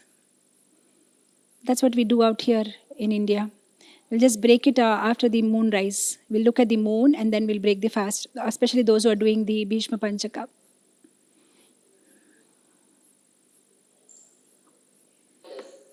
Yeah, when we say Guru, do we mean spiritual master or mentor? Guru means everybody. Siksha Guru, Diksha Guru, our mentors, just about anybody. I'm sorry, मैं English में बोल रही हूँ, चलेगा?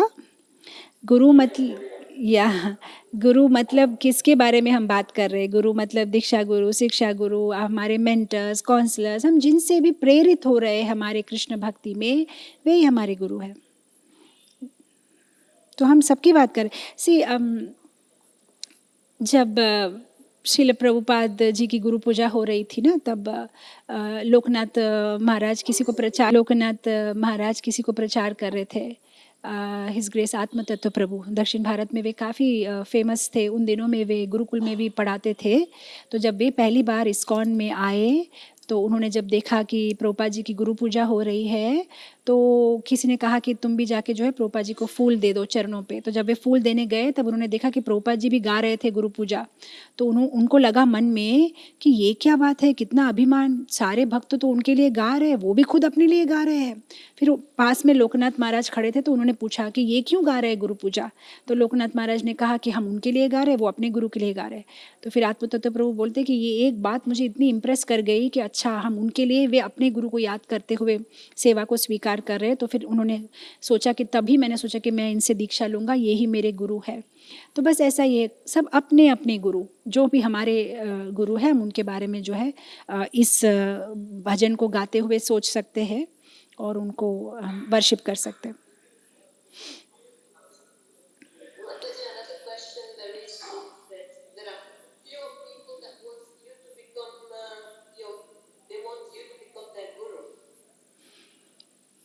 Yeah, so Guru means what? Guru means you take some guidance. आप कुछ पूछना चाहते हैं, आप पूछ सकते हैं. So अगर आपके पास कोई प्रश्न है, आप मुझे पूछ सकते हैं. I'm available, मैं ईमेल में द्वारा अवेलेबल हूँ. आप ये प्रश्न पूछ सकते हैं. अगर मुझे उस प्रश्न का समाधान पता है तो मैं बताऊँगी. अगर मुझे नहीं पता है तो मैं अपने गुरु से सुन के बता दूँगी.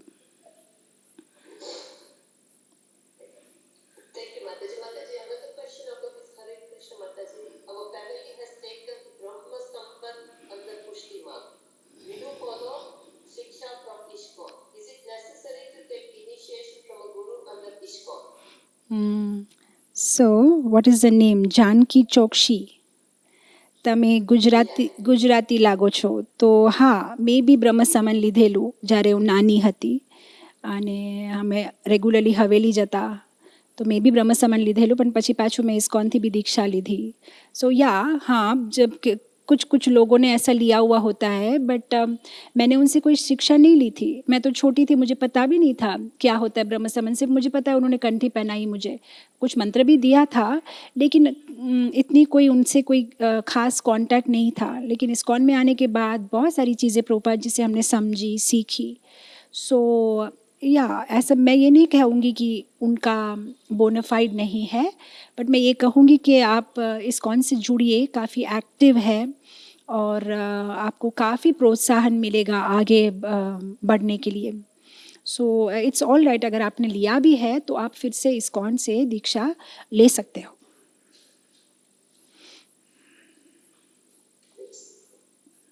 Mataji, can you share your email? I can share my email, लेकिन एक बात है, मैं इमीडिएटली आंसर नहीं दे पाऊँगी बिकॉज बहुत बार भक्त लोग डिसअपॉइंट हो जाते हैं और फिर वे और भी सारे ईमेल्स लिखते हैं कि आपने जवाब नहीं दिया। आप भेज सकते हैं, बट मुझे बहुत ज़्यादा ईमेल्स आते हैं, तो मैं 1 महीने के अंदर जवाब दे सकती हूँ, बट उससे डिपेंड्स, अगर कभी जल्दी भी दे दूंगी पर नाराज़ नहीं होंगे तो दूंगी। मुझसे नाराज़ नहीं होना है कि आंसर नहीं दिया, क्योंकि मेरी लाइफस्टाइल यहाँ पे ऐसी है, बहुत सारे मंदिर की भी सेवा होती है और बहुत ज़्यादा ही ईमेल और व्हाट्सएप आते हैं, तो ईमेल यहाँ पे मैं दे सकती हूँ, लेकिन जवाब की अपेक्षा पेशेंस, 1 महीने के अंदर जवाब दूंगी। और वो भी अगर बहुत सारे क्वेश्चंस एक साथ में पूछेंगे तो कभी कभी ऑडियो रिकॉर्ड करके मैं भेज सकती हूँ, क्योंकि मुझे उतना समय नहीं रहता है टाइप करने के लिए। सो दैट्स अबाउट इट। मेरा ईमेल सिंपल है, nitaisevini@gmail.com।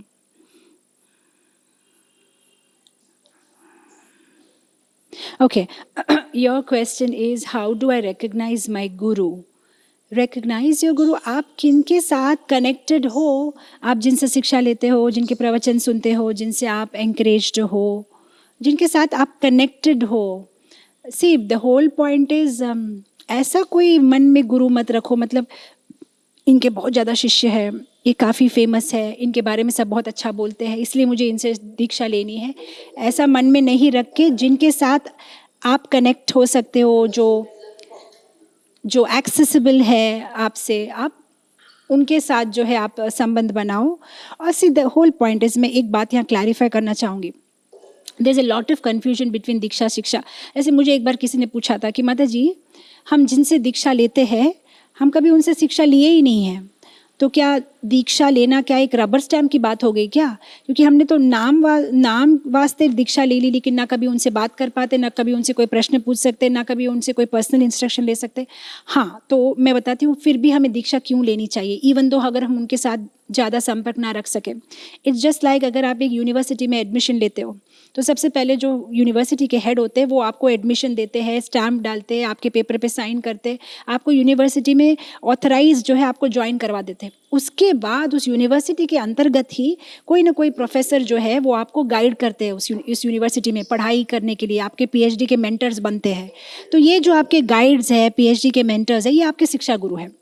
तो अब हो सकता है कि दीक्षा गुरु को शायद आप उसके बाद कभी देखो भी ना, एडमिशन हो जाने के बाद में, अब आपका डे टू डे गाइडेंस ये मेंटर्स ही करेंगे, लेकिन फिर भी दे आर दी वंस जिन्होंने आपको बोनाफाइडली जो है परंपरा से कनेक्ट कर दिया। तो इसीलिए दीक्षा लेना ज़रूरी है। और उसके बाद दीक्षा गुरु से ज़्यादा एक्सपेक्टेशन नहीं रखते हुए कि ये मेरे जवाब क्यों नहीं दे रहे मुझसे, नहीं, अभी आप अपने जो है शिक्षा गुरु के साथ जो है आगे का कंटिन्यू कर सकते हैं। आपके जो प्रश्न होते हैं, जो छोटी छोटी गाइडेंस आपको ज़रूरत होती है, आप उनके द्वारा ले सकते हैं। तो ये दीक्षा शिक्षा गुरु का जो है मैथमेटिक्स है।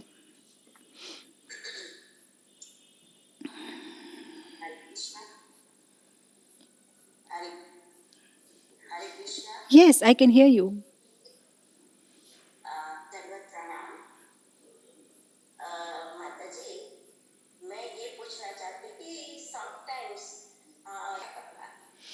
ओके, तो आपका प्रश्न ये है कि कभी कभी आरती करने में लेट हो जाता है बिकॉज ऑफ सम रीजंस, के बच्चा बीमार है, कुछ है, तो क्या ये अपराध है? नहीं माता जी, ये अपराध नहीं है। जब आपका रीज़न जेन्यून होता है तो उसमें उतनी बुरी लगाने की भी कोई बात नहीं है। आपको भक्ति आनंद से करना है, उतना ज़्यादा टेंशन नहीं लेना है। ओनली थिंग हमें केयरफुल रहना है कि कभी कभी ऐसा तो नहीं है कि हम अगर आलस के वजह से लेट कर रहे हैं तो उस पर हमें वर्क करना है, बट जब जेन्यून रीजंस होते हैं तो हमें उतना वरी होने की ज़रूरत नहीं है। Krishna understands, you know, like you just mention one reason कि बच्चे की तबीयत ठीक नहीं है तो आरती लेट हो जाती है। तो आई कैन अंडरस्टैंड माता जी। तो या माता जी, जैसे आप बोल रहे हैं कि आपकी तबीयत खराब है तब आप नहीं कर पाती, तो दैट्स ऑल राइट। सो आप इमेजिन, अब आप जब बोल रहे हैं कि आपकी तबीयत खराब है, तो I am just a normal person, but still मुझे भी समझ में आ रहा है कि आपकी तबीयत खराब है इसलिए आप नहीं कर पाएंगे, तो वो तो भगवान है, वो तो पक्का समझ पाएंगे कि आपकी तबीयत ठीक नहीं है इसलिए आप नहीं कर रहे. Even I can understand, just a normal person, he is supreme personality of Godhead, definitely he can understand your feelings, and there is no aparadh, Mataji, there is nothing to worry. Thank you so much, thank you so much. Somebody has asked. Final instruction. I don't know what to say. I just say that if we can just be conscious of Guru all the time, that will help a lot. अगर हम गुरु के बारे में हर वक्त conscious रहेंगे तो हमारे day to day life में भी हमें काफ़ी मदद होगी. क्योंकि कभी कभी हमारे आचरण में, बिहेवियर में, जपा टाइम में, रीडिंग में, अगर हम कॉन्शियस है कि गुरु हमारे साथ है, वो हमारे हृदय में है, वो हमारी तरफ देख रहे हैं, तो हम ज़्यादा सिंसियरली कर सकते हैं हर चीज़. जैसे इमेजिन हम जप कर रहे हैं लेकिन माइंड यहाँ वहाँ जा रहा है, लेकिन अगर हम सोचते कि हमारे गुरु हमें देख रहे हैं तो हम काफ़ी सीरियसली करेंगे, राइट. जैसे हम कभी किसी पे क्रोध करते हैं, कुछ अनर्थ हमें डिस्टर्ब करते हैं, लेकिन अगर हम सोचते हैं कि हमारे गुरु है, वहाँ खड़े हैं और वो हमें देख रहे हैं, तो हमारी बातों में, हमारे आचरण में, हमारी सोच में, हमारी सब कुछ चीज़ बदल जाएगी. If we are just simply conscious of guru. उतना भी अगर हम हमारे जीवन में कर सके, ज़्यादा कुछ नहीं, but just all the time feel it कि वो है, he is looking at me, he is looking at me, he और शी और whatever who is your guru looking at me, मेरी तरफ है भगवान, बिकॉज चैत्य गुरु के रूप में मेरे अंदर में मुझे हर वक्त देख रहे हैं, like a CCTV camera. That will also help a lot in all of our spiritual lifes. So that's about it. And then just pray and have faith. If you can have faith, faith can move mountains. हम पूरी श्रद्धा अगर हम श्री गुरु पे रखते हैं तो so many miracles will happen, so many miracles will happen. So that's one thing. Yeah, I know. I know. I will. I remember, and I promise you I'll do that. So I'll do that. So we will sing the Damodar Ashtakam together, and then that's about it. So that's all. That's the program, right? Namam Ishvaram Sachi Danandarupam Lasat Kundalam Gokule Brajamanam Yashodaviolokaladhavamanam Paramrishtamadhyam tato Dhrutyagopyam Rudantam muhurnetram jugmam brijantam Karam bhojayugamena satankanetram Muhusvasakam patirekhantakanta Stitagaiva damodaram bhaktibadham Iti dvikshvalilabhir anandakunde Svagosham nimajantamakhyapayantam Tadiyeshitagneshu bhakte jitatvam Puna prematastam sata vrittivande Varam deva moksham na mokshavadhim va Nachanya vrineham varishadapiham Idam teva puranatha gopala balam Sadami manasavi rashtam kimanye Idam te mukham bhojam atyantanile Vritam kuntale snigdharakdescha gopya Muhuschumbitam bimbarakta me Manasavirashtam malam lakshalabhe Namo Deva Damodar Ananta Vishnu Prasida Prabho Dukha Jalabdhimagnam कृपादृष्टिवृत्स्याते दिनं बतानु गृहनिशमामाग्नं यदि यक्षिदृश्ये कुबेरात्मजाौ बाधा मृत्येव याद्वात् त्वया मोचितौ भक्तिभाजौ कृतौ च तथा प्रेम भक्तिं स्वकं मे प्रयच्छ न मोक्षे ग्रहो मेऽस्ति दामोदरेऽहम् नमस्ते सुदाम्ने स्फुरदीप्तिदाम्ने त्वदीयोदरायात विश्वास्य दाम्ने नमो राधिकाय त्वदीया प्रियाय नमो नन्तलीलाय देवाय तुभ्यं हरे कृष्णा कृष्णा कृष्णा हरे हरे हरे राम राम राम हरे हरे हरे कृष्णा कृष्णा कृष्णा हरे हरे हरे राम राम राम हरे हरे जय राधा दामोदर राधा दामोदर राधे जय राधा दामोदर राधा दामोदर राधे जय यशोदा दामोदर जय यशोदा दामोदर यशोदा दामोदर जय यशोदा दामोदर निताय गौरा हरि बोल हरि बोल हरि बोल हरि बोल जय जय प्रभुपाद प्रभुपाद प्रभुपाद प्रभुपाद जय राधा दामोदर भगवान की जय श्रील प्रभुपाद की जय सब कृष्णा कृष्णा कृष्णा लगे सब कृष्णा कृष्णा